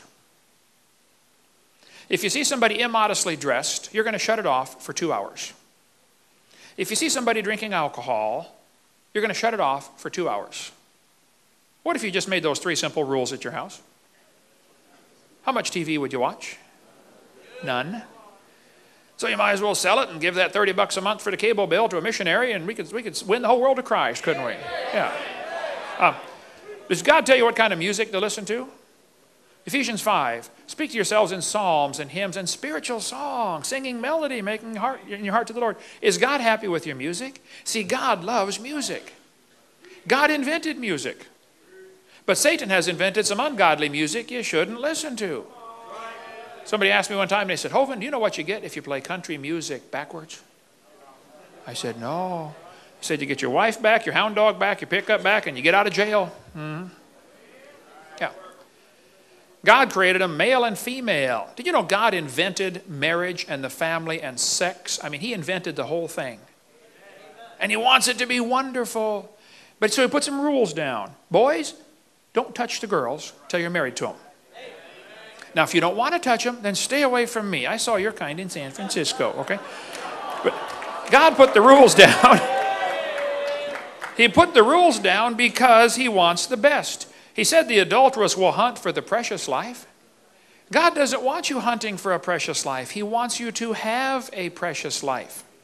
Hey, do you know why these Hollywood folks have to get married again every 6 months? Or Britney Spears, 55 hours. Jennifer Lopez, 7 months. Brandy Norwood, less than 2 years, less than 6 months. Zsa Zsa Gabor, married 1 day. Do you know why they got to get married again every 6 months? They're hunting for the precious life. They don't have it. Now listen carefully. Don't pay any attention to Hollywood. They don't have a clue, not the clue in the world how to have a precious life. If you want to have a precious life, you keep yourself pure till you walk down that aisle and the preacher says, wilt thou, and then you wilt, or whatever they do, and then you stay faithful to that one the rest of your life. That is the precious life. Don't believe Hollywood for a second. They don't have a clue, all right? God created the living creatures, every living creature. God made the dinosaurs. He made them. And Satan said, you know, there has to be some way I can use dinosaurs against God. But he couldn't fool Adam, not with dinosaurs. Adam named them. Can you imagine the devil walking up to Adam and saying, hey, Adam, did you know dinosaurs lived millions of years ago? Adam would say, are you stupid? There's one in the backyard right there eating on a cherry tree. I mean, what do you mean millions of years ago? The devil couldn't fool Noah. I mean, he fed him every day. But for the next 4,000 years, dinosaurs became more rare. They were dying off or being killed off or whatever, you know, some of the reasons they died. And by 1809, they were just nearly extinct. And somebody found the bones and put one together. 1809, first dinosaur that we know of, put together for a museum. Satan was there that day and said, wow, here's my chance. These critters have always lived with man. I know that, and God knows that. But these people don't know that. So the devil said, I think I'm going to tell everybody they lived millions of years ago. And if they believe it, it'll make them doubt the Bible. And boy, has it worked good. You know, for the last 200 years, kids have gone to kindergarten and they get a book like this. I can read about dinosaurs. Would anybody like to take a wild guess at what the first sentence in the book says? Millions of years ago. Hey, how many kids are being taught that in your town? At your expense. You are paying for the destruction of the next generation. Now, maybe that doesn't bother you, but it bothers me. And if you think I leave my gorgeous wife and travel all over the world, been gone, let's see, over 200 days a year for years now, flew 215 times last year, spoke over 900 times. If you think I leave my gorgeous wife and my 4 grandkids because I like being gone, you are mistaken. Okay? They'd much rather be home. But there's a war going on. Somebody's got to warn the troops. Hello, to arms, the British are coming, you know, pick up your gun, guys, let's go. There are kids by the billions being brainwashed on this planet. And Satan is using dinosaurs to do it. Nearly all the books say millions of years ago. And then we got some Christians that totally ignore the subject because they don't have an answer. Well, study to show yourself approved unto God. Get the answer and go share it with somebody, okay? Millions of years ago, the book says. I go to museums all the time. Just makes my blood boil. You see hundreds and hundreds of kids coming past these incredible displays. I mean, beautiful big dinosaur skeletons. And guess what the sign says at the bottom? Millions of years ago. See, Christians don't seem to understand this. The museums and science centers of the world, that is their church. They are preaching their gospel just like you are trying to preach your gospel. And they're using your tax dollars to preach their gospel. That's how it happens. Millions of years ago. The Bible says, Behemoth lieth under the shady trees. in the covert of the reed and fens. Now, the word fens is an Old English word that means the swamp. You know, the biggest swamp in the world is in the middle of Africa. It's called the Likwala Swamp. That swamp is huge. Most Americans don't appreciate the size of Africa. Here's what Africa looks like next to the entire United States. Africa is gigantic, okay? That swamp is bigger, is the same size as the state of Florida, 55,000 square miles. That swamp is huge. Did you know that swamp today is 80% unexplored? In 1885, Congo in Africa was taken over by Belgium, and it was called the Belgian Congo for many, many years. In 1960, the communists liberated them. You know how the communists liberate countries. They kill everybody. Okay, you're free now. Yeah, anyway. There were reports in that swamp from the 1700s when the missionaries went in there and said, man, there are dinosaurs still living in that swamp. Dinosaurs still alive? 1910, New York Herald ran an article about dinosaurs still living in Africa's swamps. Here's a Saturday Evening Post, 1948. There could be dinosaurs still alive in Africa. A big game hunter named Mr. Gobbler returned from a trip to Angola. He announced to the Cape Town newspaper, the Cape Argus, that there was an animal of large dimensions, the description of which could only fit a dinosaur. The natives call it Chippewa. In Central African Republic, they call it Nguri. Roy Mackal went there in 1980 on an expedition. He spent $250,000, went back again the next year. He went to that swamp. He said it's the most miserable swamp on planet Earth. The mosquitoes landed on them at the rate of about 1,000 an hour constantly. I mean, like swarms of dust around you. Bloodthirsty mosquitoes. 95 degrees, 95% humidity all the time. As they traveled around the swamp, the natives talked about this animal called Mahamba. He said, what's that? And they showed him a crocodile. Oh yeah, that's the Mahamba right there, Mahamba. He said, how big does it get? They pasted off on the sandbar, 50 feet long. Now, if you're a pygmy, 4'4", a 50-foot crocodile looks really big to you, okay? And everybody says, no, crocodiles, they never get past about 17 feet. Oh, I don't think that's correct. Earlier in the summer of 2005, they killed a 24-foot crocodile in that swamp. Of course, the natives will say, oh, you should see the big ones. The natives also talk about an animal they call Mokele Mbembe. Mokele Mbembe? What on earth is that? Well, if you show them the picture of an apatosaurus, they'll say, yep, that's it, Mokele Mbembe. The natives claim these animals live underwater. They're very rare. Of course, they're in the swamp in Africa, and nobody goes out at night anyway, and there's no lights over there at night. But the animals are seen mostly early morning or late in the evening when they come out, and their favorite plant is the Malombo plant. There's Dr. Mackal holding a Malombo plant. Dr. Mackal was a University of Chicago microbiology professor, and he went over there and studied this carefully and came back and wrote a book called A Living Dinosaur? Now, he believes in evolution, but his book is great about the evidence for dinosaurs still living in African swamp. They found footprints of the creatures. A missionary friend of mine was there for 43 years as a missionary, Eugene Thomas. He's in Ohio now. Here's his phone number. Call him up. He was there for 43 years. He said, I had 2 pygmies in my church. It killed one and ate it. Dinosaurs. There have been reports of these creatures in that swamp for a long time. One Belgian Congo biologist went up there, upriver 500 miles from his house, and he said he saw one, but his camera malfunctioned because the high humidity apparently ruined all the mechanisms inside. I don't know. But there have been many reports of dinosaurs in that swamp, and you can study this for yourself. One group went there, and they said the creature was dark brown in color. The skin appeared slick and smooth, had a long neck and a small head. They heard it. They saw it. It was making a roaring noise, and the government officials even saw it. There's an article here in the Boston Herald newspaper about a group going over to look for the dinosaurs still alive in the Congo swamp. All you got to do is type in cryptozoology. Crypto means hidden. Zoology means study of animals. Cryptozoology, you'll find all kinds of stuff about dinosaurs still living. The natives claim these animals live in caves along the side of the river. William Gibbons has been there 4 times now to the Congo swamp. He and I wrote this book together for kids, Claws, Jaws, and Dinosaurs. William Gibbons wrote me a letter. He said, according to our guide, Pierre Sima, we were the first white men to actually penetrate the forest and swamps bordering the Boamba River. Our informants, almost all of them Baka pygmies, with the exception of an elderly Cameroonian Muslim, are perfectly familiar with all the known and unknown animals of the swamps. While they do not regard Lakila Mbembe it's a different language, okay, as being an unusual animal. They do fear the creature because of its ferocity in attacking hippos, elephants, and crocodiles.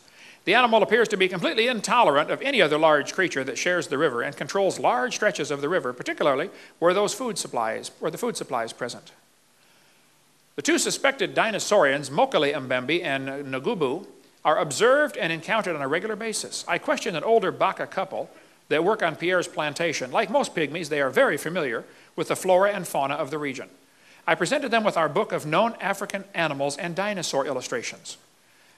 About 98% of the dinosaur illustrations were rejected, except for two, which they picked out without hesitation, that they had observed: a sauropod dinosaur and a triceratops. Now, why would people in the middle of the swamp in Africa say, oh yeah, we've seen that one? Missionary Cal Bombay was there for years in Kenya. He said he and his wife saw one of these creatures, but the plates on the back were bigger, more like a stegosaurus. Down in South America, they've got the Amazon jungle, which is huge. In 1907, the British Army sent Colonel Fawcett to mark the boundary between Brazil and Peru. He was an officer in the Royal Engineers and was known as a meticulous recorder of facts. In the Beni swamps, he said he saw what he believed to be a diplodocus.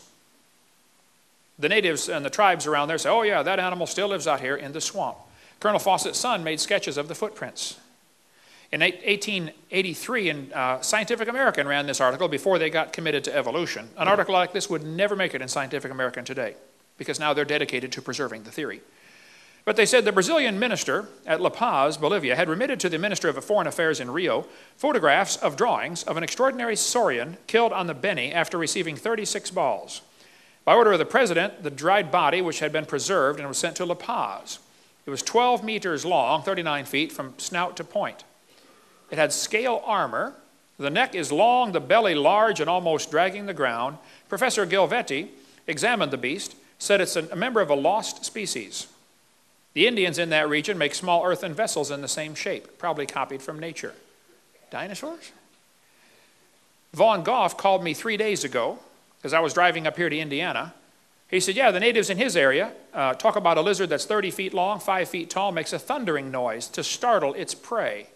The native Waiwai Indians call it Uru Feri, and they are terrified of this creature. Here's his email, vaughn@goffministries.org. Email him. They talk about dinosaurs still in the swamp down there. Here's a giant snake that was killed several years ago, 35-foot snake. It had eaten a man who fell asleep on the job. Stay awake on the job, fellas, okay? This snake was reported in Indonesia being 49 feet long. I don't know if it's true or not, but I mean, people might have exaggerated, but that's the reports of a giant snake down there.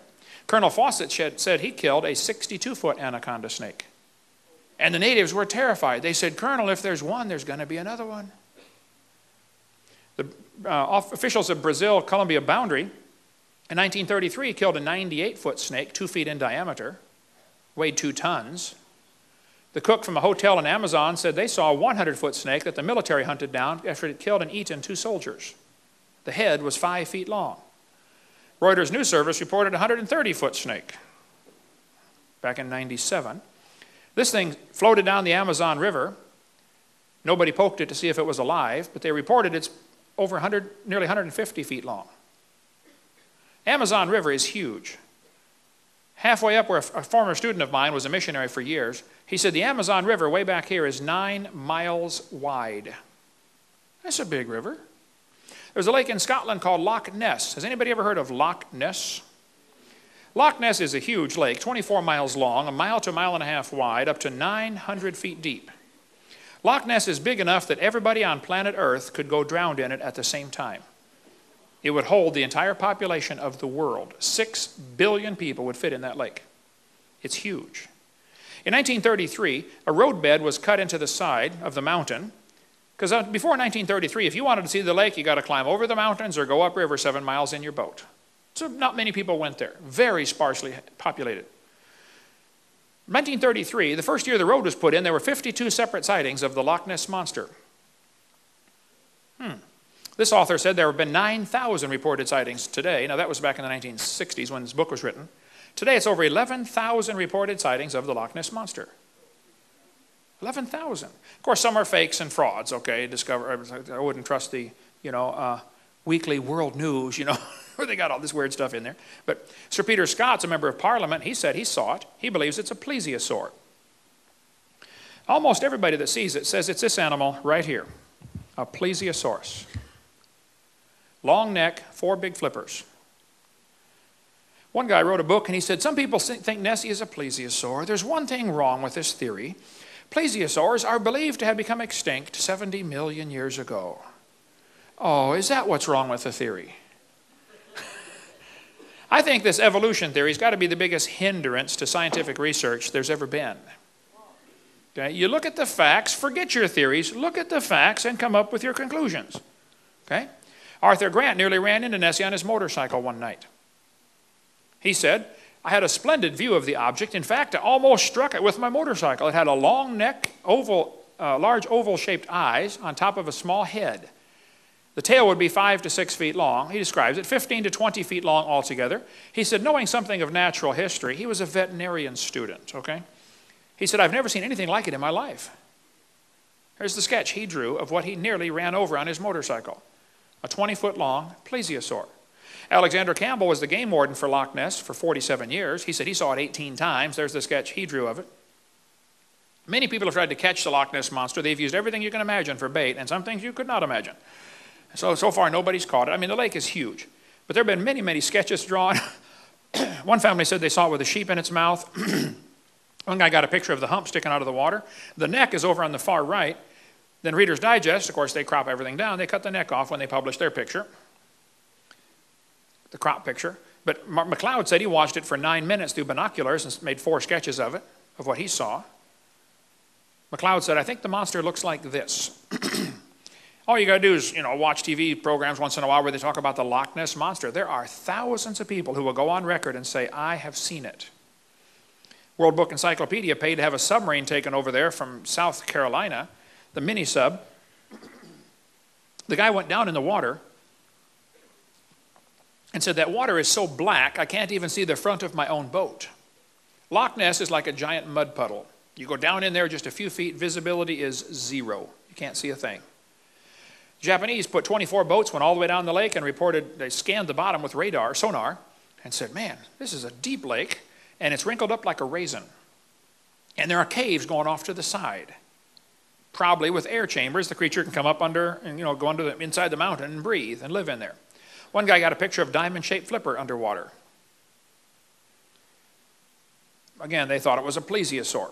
Reader's Digest published this picture, and back in '78, the picture's right there on the floor, about Nessie with its mouth open. We can go all day about Loch Ness Monster, but they said this photograph was a fake, and it probably was, but I don't know. It's interesting, they waited till the last guy involved died to announce it's a fake. Now how do you check out the truth? But anyway, there are other lakes besides Loch Ness. There's Loch Lochy, Loch Morar. There are many other lakes reporting creatures. There's one called the Morgwar, the Cornish sea serpent by England. The English Channel has many reported sightings of a creature like this. In 1749, in England, a creature was caught resembling in some degree an alligator, but having 2 large fins. The body was covered with impenetrable scales. It had 5 rows of teeth. 1934, this thing washed up on the beach in Normandy, France. There's a guy standing there looking at it for scale. A couple of scientists reported this creature swam past their boat in Brazil in 1905. They reported the whole thing in a scientific journal. The creature had a long neck, 6 feet long, 2 feet high. The dorsal fin, was 6 feet long, 2 feet high, a small head on a neck about 7 or 8 feet long. 2 experienced British naturalists reported the thing. And again, we can go all day on reported sightings. This thing, in 1977, a Japanese fishing boat pulled this up in their net. It was 32 feet long, 4,000 pounds. They said, what on earth is that? Captain said, I don't know, but it stinks. When they set it down on the deck, it broke in half and pus oozed out everywhere. So they made a bunch of sketches, took a bunch of pictures, and shoved it overboard. Special stamp was made for Japanese mail in 1977. Now, some people argue that it might have been a basking shark, and I agree, it might have been a basking shark. But the fishermen on board said, we know what basking sharks are, we don't think it is, okay? Basking sharks, they tend to rot away, leaving the head part behind. There's a basking shark right there. Okay? It could have been a bass. It doesn't matter to me. They said the protein is 96% similar. Yes, I know, but nobody's ever seen plesiosaur protein, okay, to know what it's supposed to look like. Humans and apes are similar, but have many differences also. Anyway, there's a lot of arguments about that. It doesn't matter to me, but some people get all bent out of shape because they even mention, the Japanese catch of 1977. Russians report a creature in a lake up there. They call it Mystery of the Lake here. What looked like a dinosaur washed up on the beach in Russia in 1994. It was 39 feet long. This thing apparently is a doctored photo of a shark. Somebody with Photoshop, made it look like a plesiosaur, but actually it's a doctored photo. But so be careful. There's plenty of frauds out there, no question. But the existence of a fraud or counterfeit does not disprove the existence of the original, right? In 2004, a bunch of people over in Papua New Guinea reported a creature like a dinosaur, 10 feet tall, with a head like an alligator, or tail like an alligator, a head like a dog, right there on the island in the city of Kokopo. One lady said she saw it. She ran for her life, seeing a 3-meter tall creature with a head like a dog and a tail like a crocodile. You can read all about it on the internet about this creature seen just in 2004. Japan reports some of these creatures. The North Island, Hokkaido, reports them, and the South Island down here of Japan. They call it Ishi in Lake Ikeda. In China, there's reported one called USO, Unidentified Swimming Object. Norway has several reported sightings, as do Swedish lakes, a couple of Swedish lakes up there. They call it, anybody speak Swedish, know how to say that? Stores, Jordan. Close enough, yeah, okay. You don't speak Swedish, do you? You're lying, okay. In Norway, they've got a creature. They say it's very similar to the Loch Ness Monster. Hundreds of folks claim they've seen it. It's in the news occasionally, kind of like Loch Ness, okay? Canada has reported sightings of these creatures, Canadian lake monsters. Nessie's Canadian cousin. There's a lake in the town of Kelowna called the Lake Okanagan. It's a huge lake. It's 80 miles long. I've been up there twice to speak in the town of Kelowna. The natives call this creature the Ogopogo. We sell a book on our table back there if you want to get that. The Ogopogo. Very similar to Loch Ness Monster. Thousands of folks claim they've seen that one. This article says they were the latest among thousands to see something strange in this narrow 80-mile-long lake. One guy swam the length of the lake and said the thing came up under him, scared him half to death. I got news articles like crazy about this. She said, I saw Ogopogo twice, this woman says. I interviewed John Caruso. He and his family were sleeping in their boat on the lake. They're camping out on the lake in their big boat. And something bumped the bottom of their boat and woke them all up in the middle of the early in the morning. They went out and saw 2 Ogopogos swimming across the lake. He went back, grabbed his camera. By the time he got it, it was pretty far away. But he gave me a copy of the video footage of what he saw at about quite too far away to make out the details. But he said, "Look, Brother Hovind, I saw the Ogopogo." Many, many folks will go on record and saying, I have seen it. There's one in Cadborough Bay, British Columbia. There's a book about that if you want to read more. A baby caddy was found inside the stomach of a sperm whale. They say it has a short pointed front flippers and a long-necked beast with a horse-like head. One guy caught a baby one with his dip net, drew a sketch of it before he released it. He didn't know what it was, so he let it go. I interviewed this guy for an hour. These 4 guys were fishing in Canada when a creature chased their boat off Cape Sable Island, Nova Scotia, when I was preaching up there. It happened in 1992 when I met him. He said he was 67 when this happened. He'd been fishing out there since he was 5. He said this 40 to 50 foot long creature chased their boat for 1 to 2 miles. He said the neck was 2 feet thick and 8 to 9 feet long. It had 9-inch diameter eyes. He said they were 6 miles south of Cape Sable Island. He said, I don't want to see it again. That's what he told me. This thing washed up on the beach in Newfoundland. Sometimes big blobs wash up. Sometimes it is whale skin, actually. The whale dies, gets eaten, and the layer of blubber, washes up. Sometimes it's a basking shark. Parker Cove, this thing washed up in Parker Cove, Canada. I talked to many folks who said they saw it. A lot of people went and analyzed it. I don't think it's ever positively determined what it is. It might have been a basking shark, but nobody knows positively.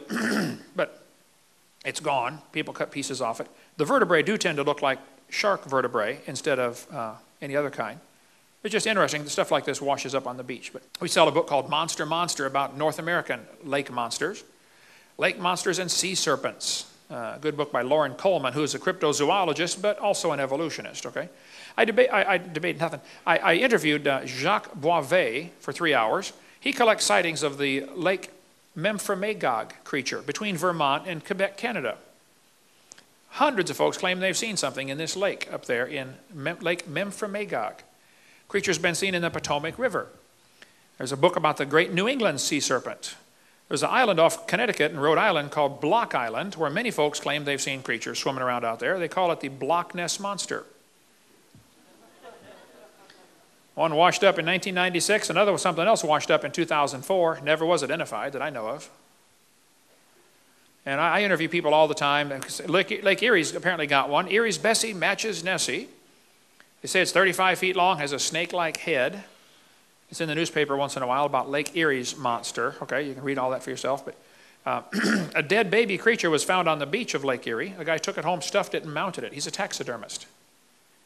He said, "You tell me what it is." I don't know. Dr. Ball bought it. It's in his museum in Texas. It's never been identified. They're not sure what. It may be a fake. Nobody knows, but very interesting little critter. I interviewed the sheriff who saw that was the first guys to see the Scituate Harbor monster, 50 feet long when it washed up on the beach. Everybody started cutting pieces off. By the time they got the photo taken, it was pretty butchered up. Some people argued it's a basking shark. Others said it's a real sea serpent. The health department said, "We don't care. It stinks. We're getting it out of here." And so they blew it up with dynamite. California, 1925, this critter washed up on the beach. That's the head. Here's the neck going down to the right. Just the neck was 20 feet long.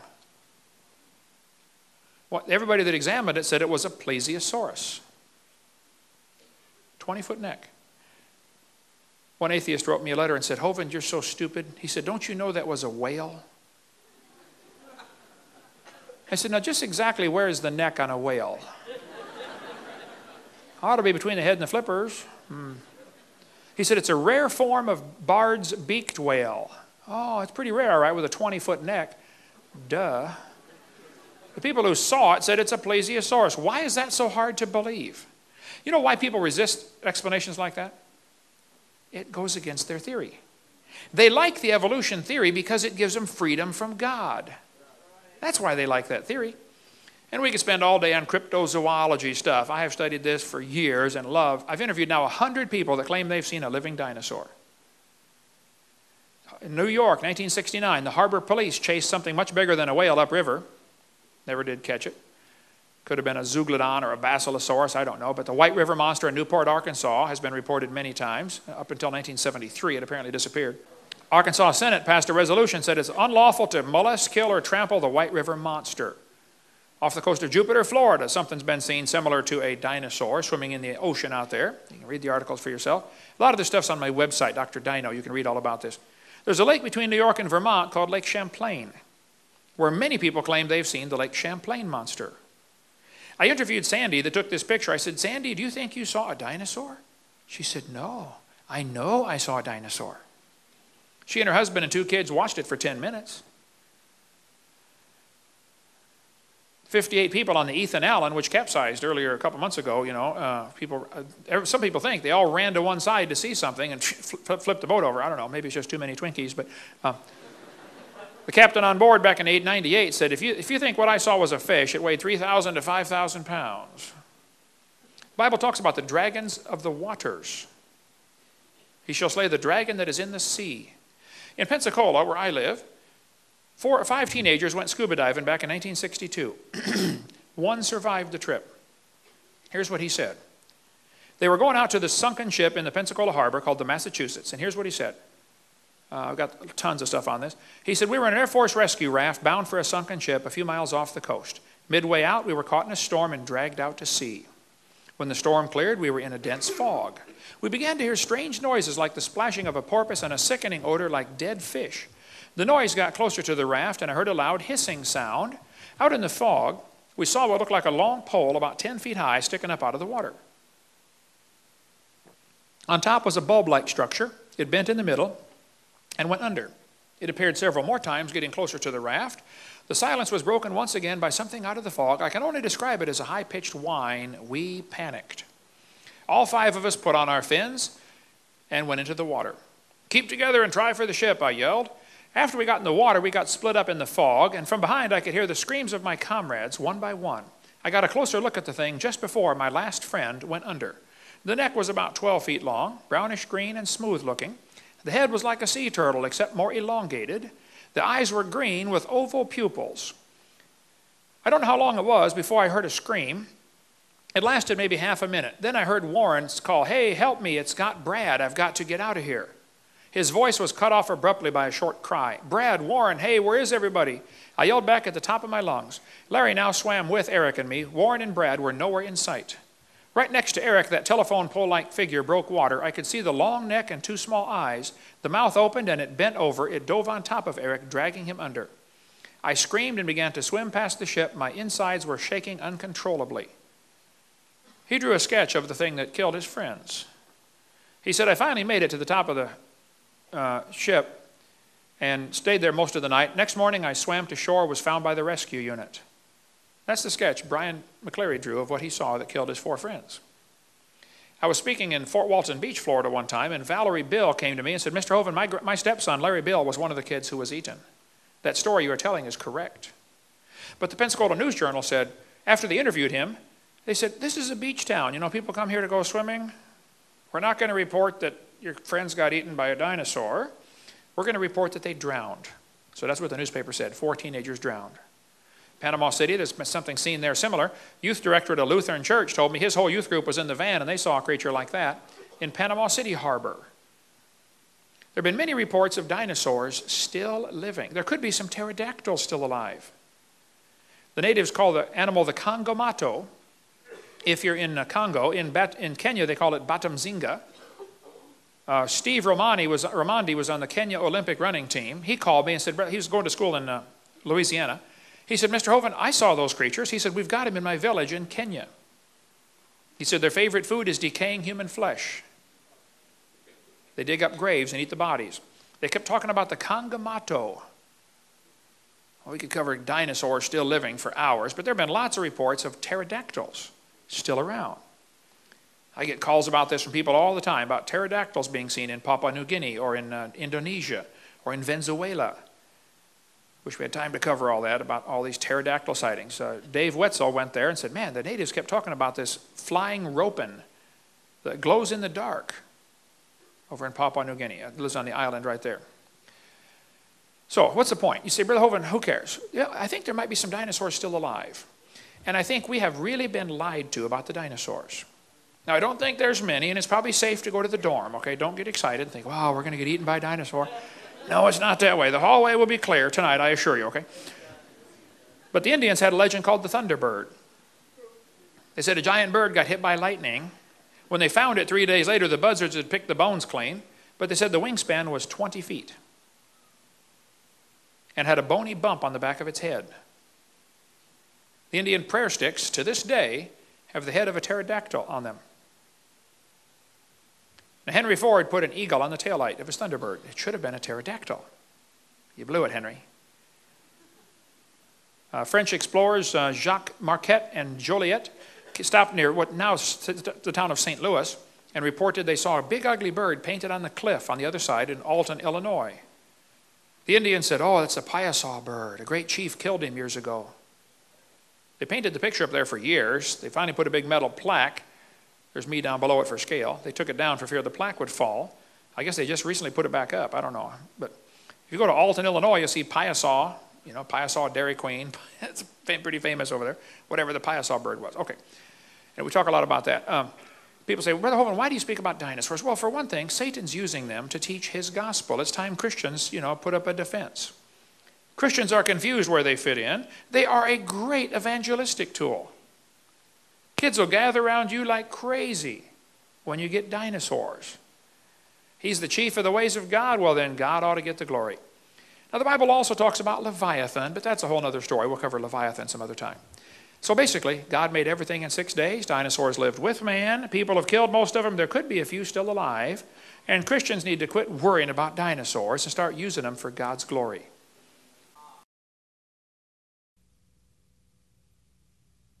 Well, this is Kent Hovind. It is August 31st, 1993. I'm sitting here at the Antique Quest in Winchester, New Hampshire, with Sandy Mancy. It's good to see you again, Sandy. I saw you back in '92. And Sandy is the one that saw Champ. Her picture appears on the cover of the book by Joseph Zarzinski. This took place. Why don't you tell us when it was and where you were and just a little bit about it? I was in Vermont, on the Vermont side, and my husband, we weren't married at the time, my fiance and my children, we were exploring the lake. I grew up in that area.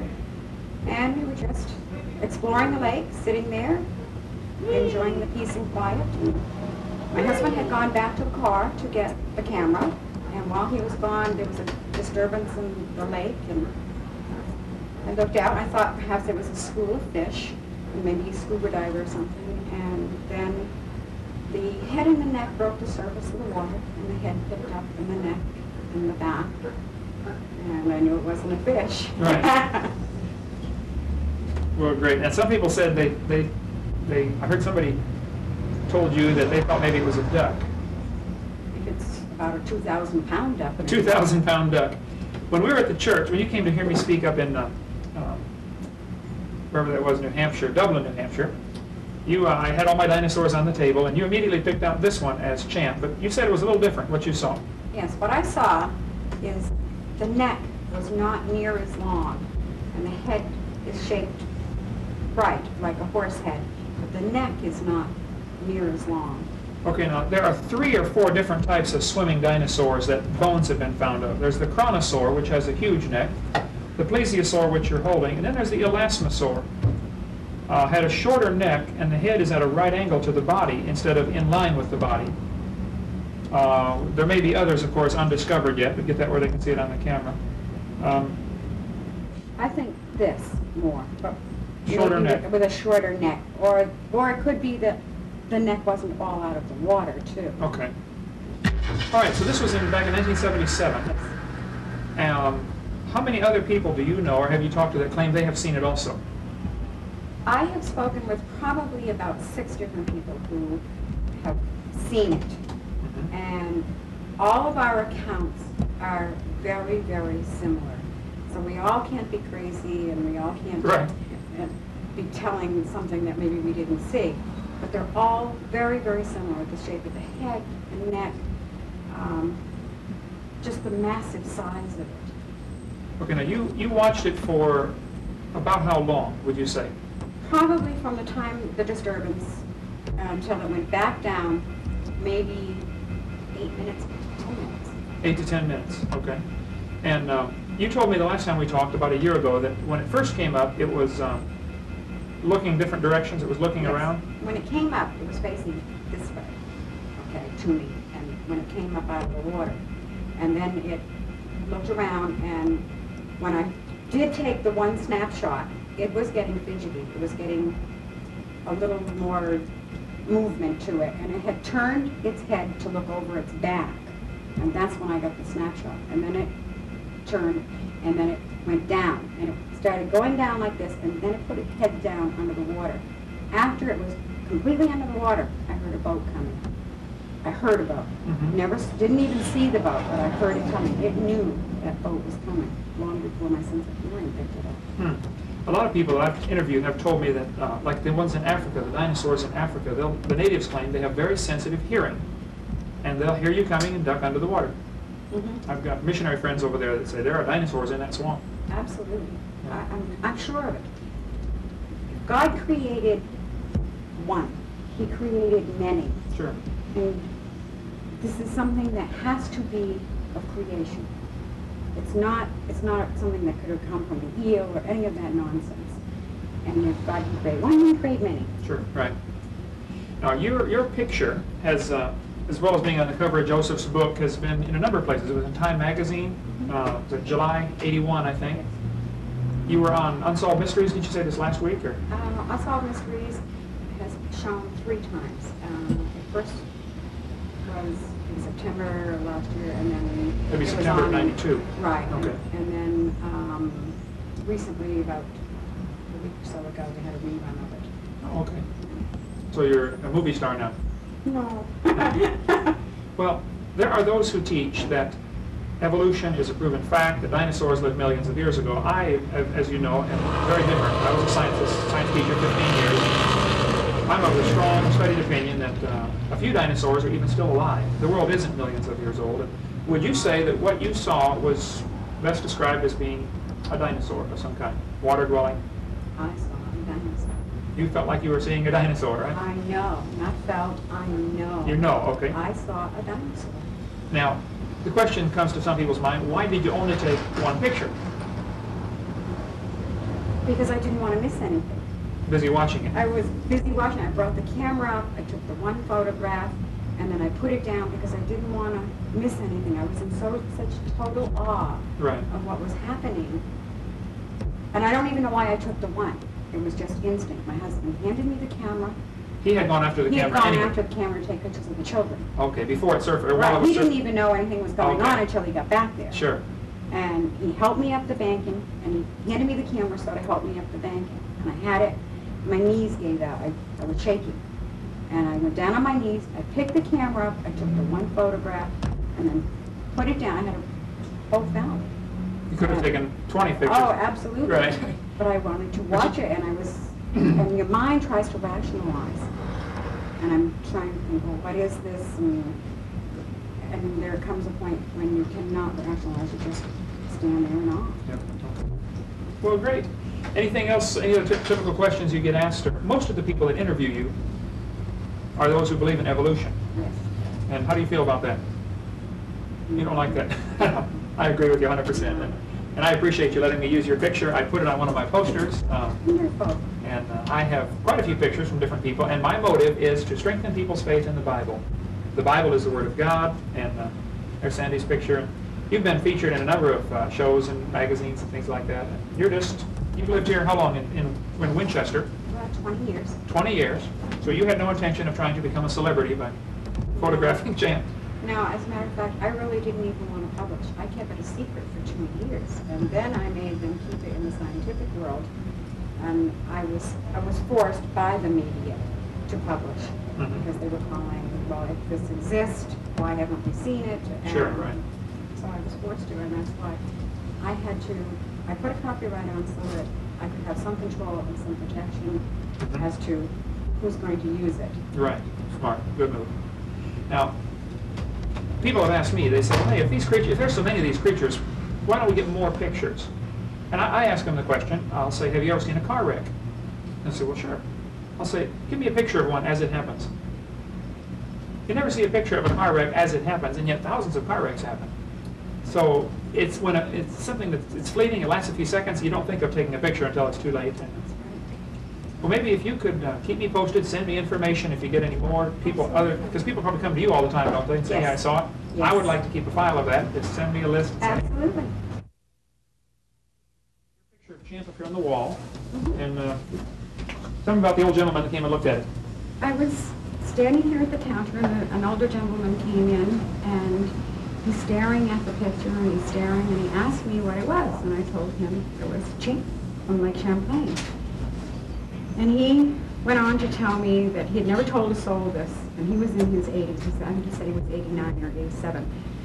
And he told me about when he was a young man, and he went fishing with his grandfather up in Lake Champlain, up by the Bulwaga Bay, that area, up by Ty. He grew up on the lake. Yeah, he grew up on the lake. Okay. And he told me of a time that he and his grandfather were out fishing, and this monstrous big thing, he said, came out of the water.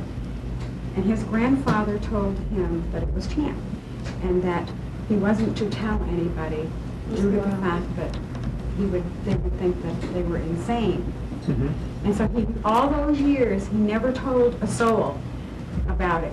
I was the first person he told, and he said to me, I was not insane, my grandfather was not insane. We saw a living, breathing dinosaur. Right. And I was like, hallelujah! Yeah. Yes! More testimony. Yes, absolutely. Now, other people have seen it, and they come to you and say, hey, you know. Yes, and I appreciate that because it gives me vindication. You know? Right. I'm not crazy. I'm not prefabbing it. This is what I saw. This is what they saw, and we all saw something. And what? Someday maybe the lake will give up her secret. Who knows? But let's not kill it. Don't kill it. No. Great. Well, thank you so much. You got customers here. We're going to let you go.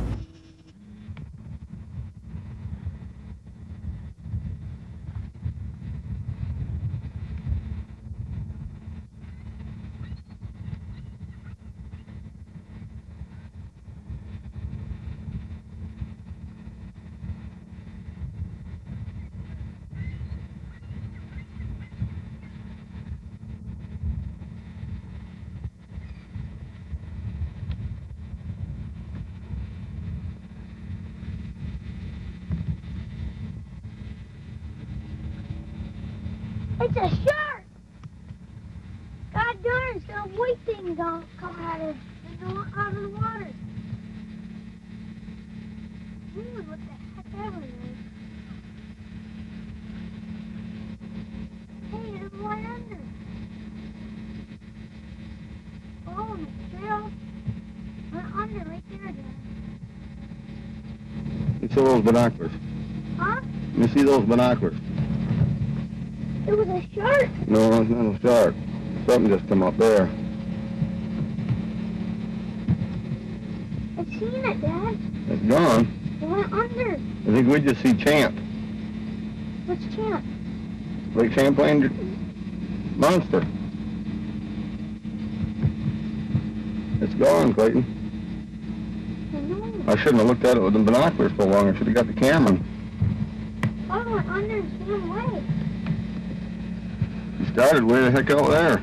And that buoy, just past that buoy when that sailboat went by. I know. When I was looking at it with the binoculars, I thought it was just a log. It ran over, but it went right from that buoy all the way inland, went underneath right in there.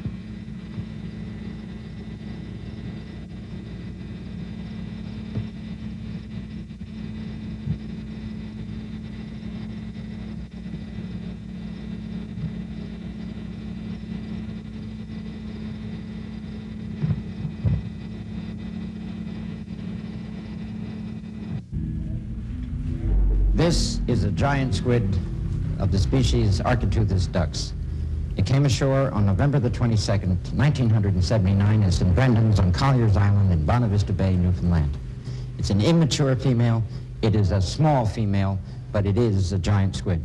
I believe the giant squid reach an approximate maximum size of something like 150 feet. If this is 20 feet long, well then it's almost 8 times longer than this in overall length. And that's a big squid.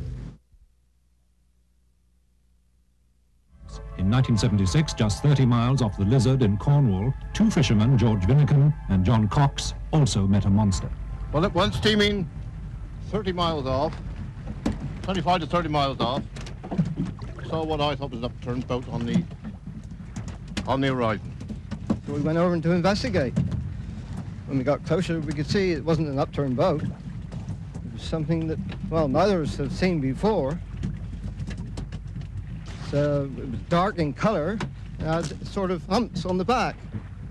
As you say, it was, well, between 15 and 18 feet in length, and rising above the sea about 3 feet.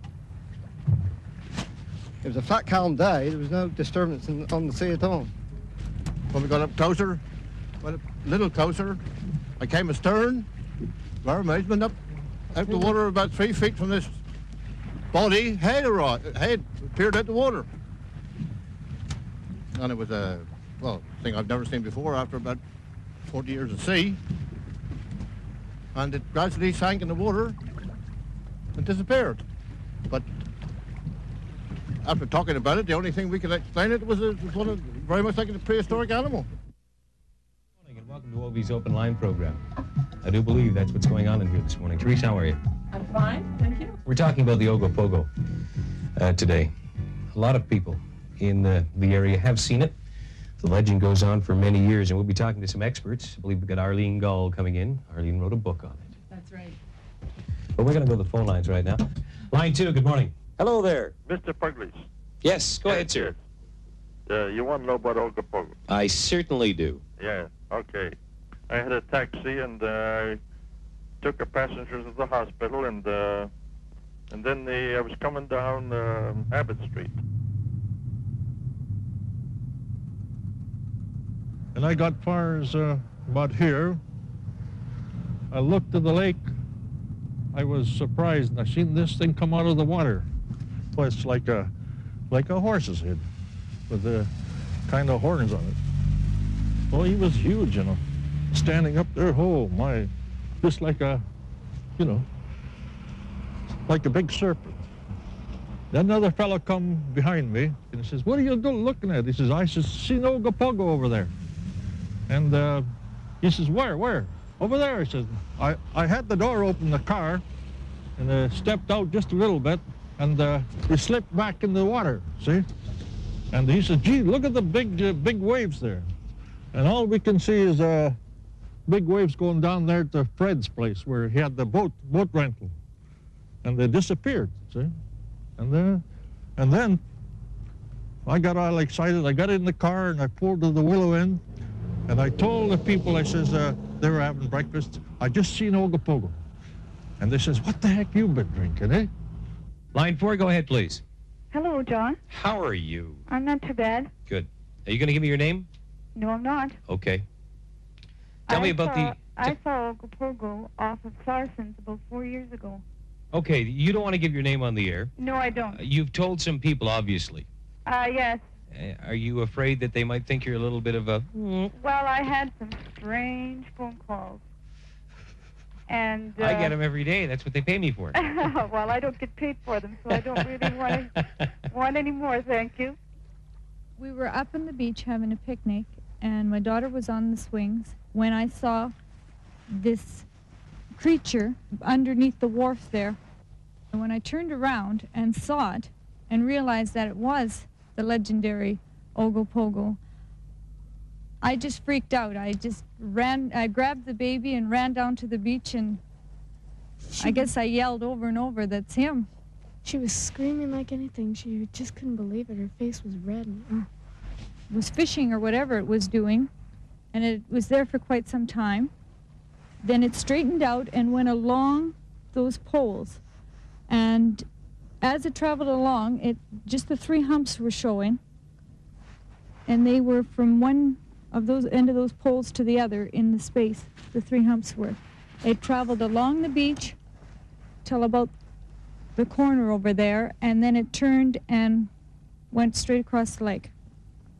All right, we're going to break from the phone calls right now and introduce to you someone that's well known in the Okanagan Valley, Arlene Gall. Arlene has written a book on the Ogopogo. Good morning, Arlene. How are you? Good morning, John. Morning, Teresa. Good morning, Arlene. How many sightings have you documented? Literally hundreds. Literally hundreds. When was the first sighting?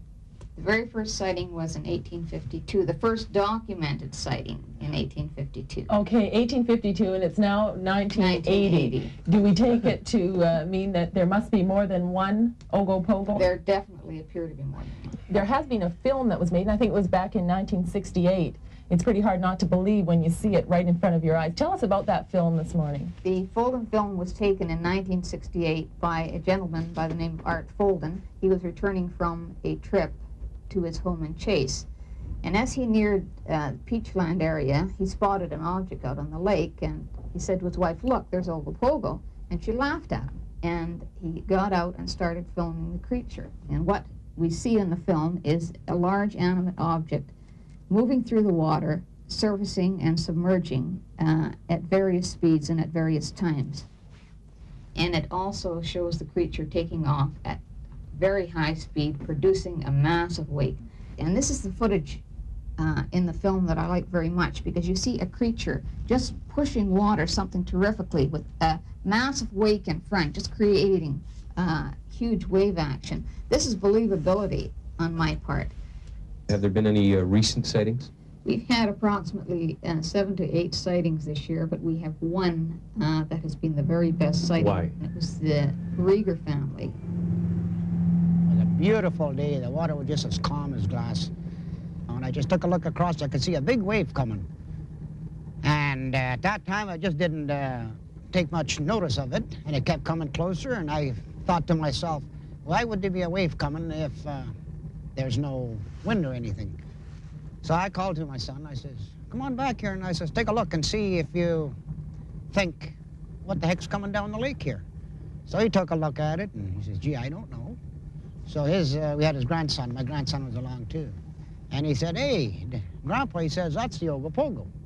It would have ran right into us, but we had to weir the boat off alongside. And then we followed it alongside for about, maybe 15 to 20 minutes. And I'd say the monster was possibly 14 to 16 feet long, which was above water, sticking above about 3 feet. And had quite a hump on the front shoulders and had a hump on the back where the tail went. And I'd say the tail was approximately, probably 30, 40, maybe 50 feet, because we couldn't see the end of it.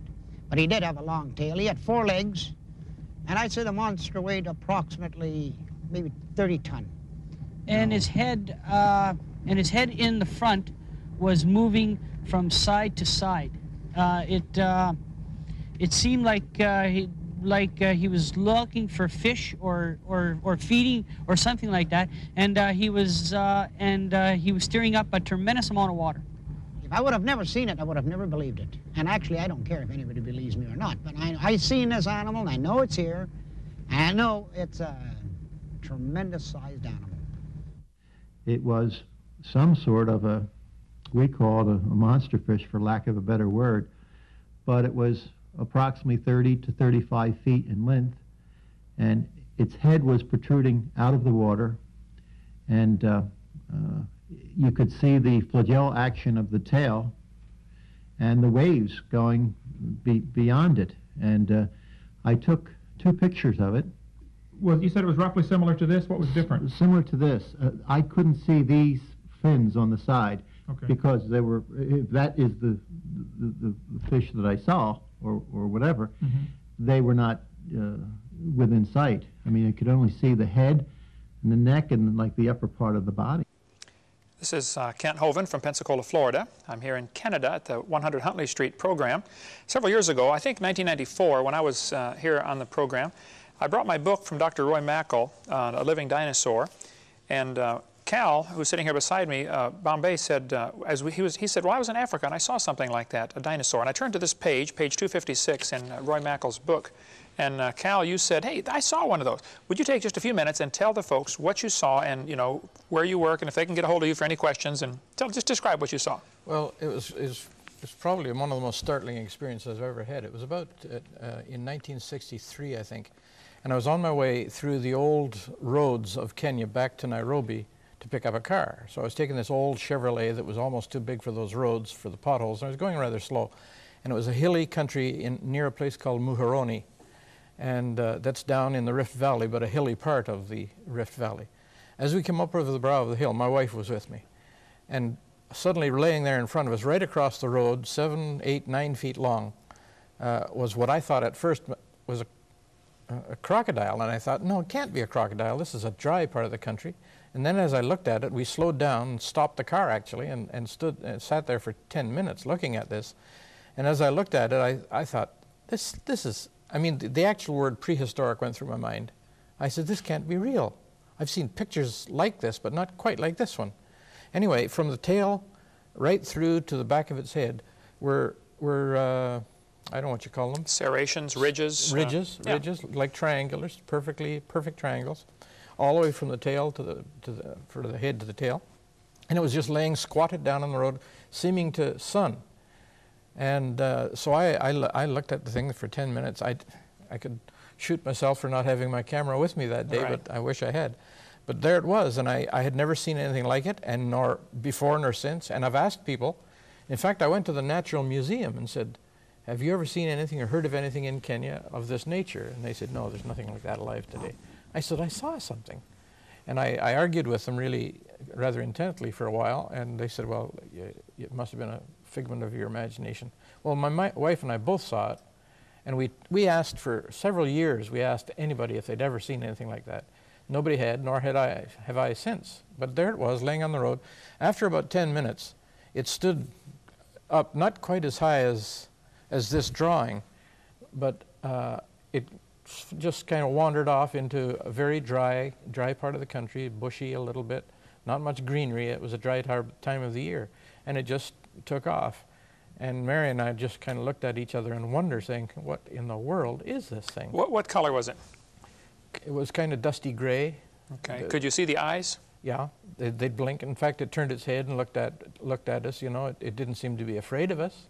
Could you tell from the pupil of the eyeball, was it slotted or round? Or couldn't you see that? Not that close? I don't think I was close enough to see that. Was the shape of the snout like a crocodile? Would you say? More like a crocodile than a hippo, say. Okay, yeah, sure. It had a long face.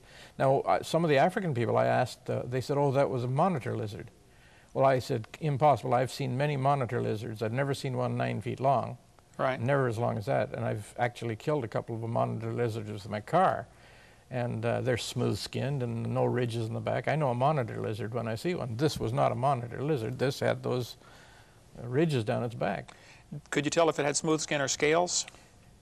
It looked kind of bumpy, more like an alligator. Right, okay. On the sides. I don't think it had scales. Okay. I can't really be sure.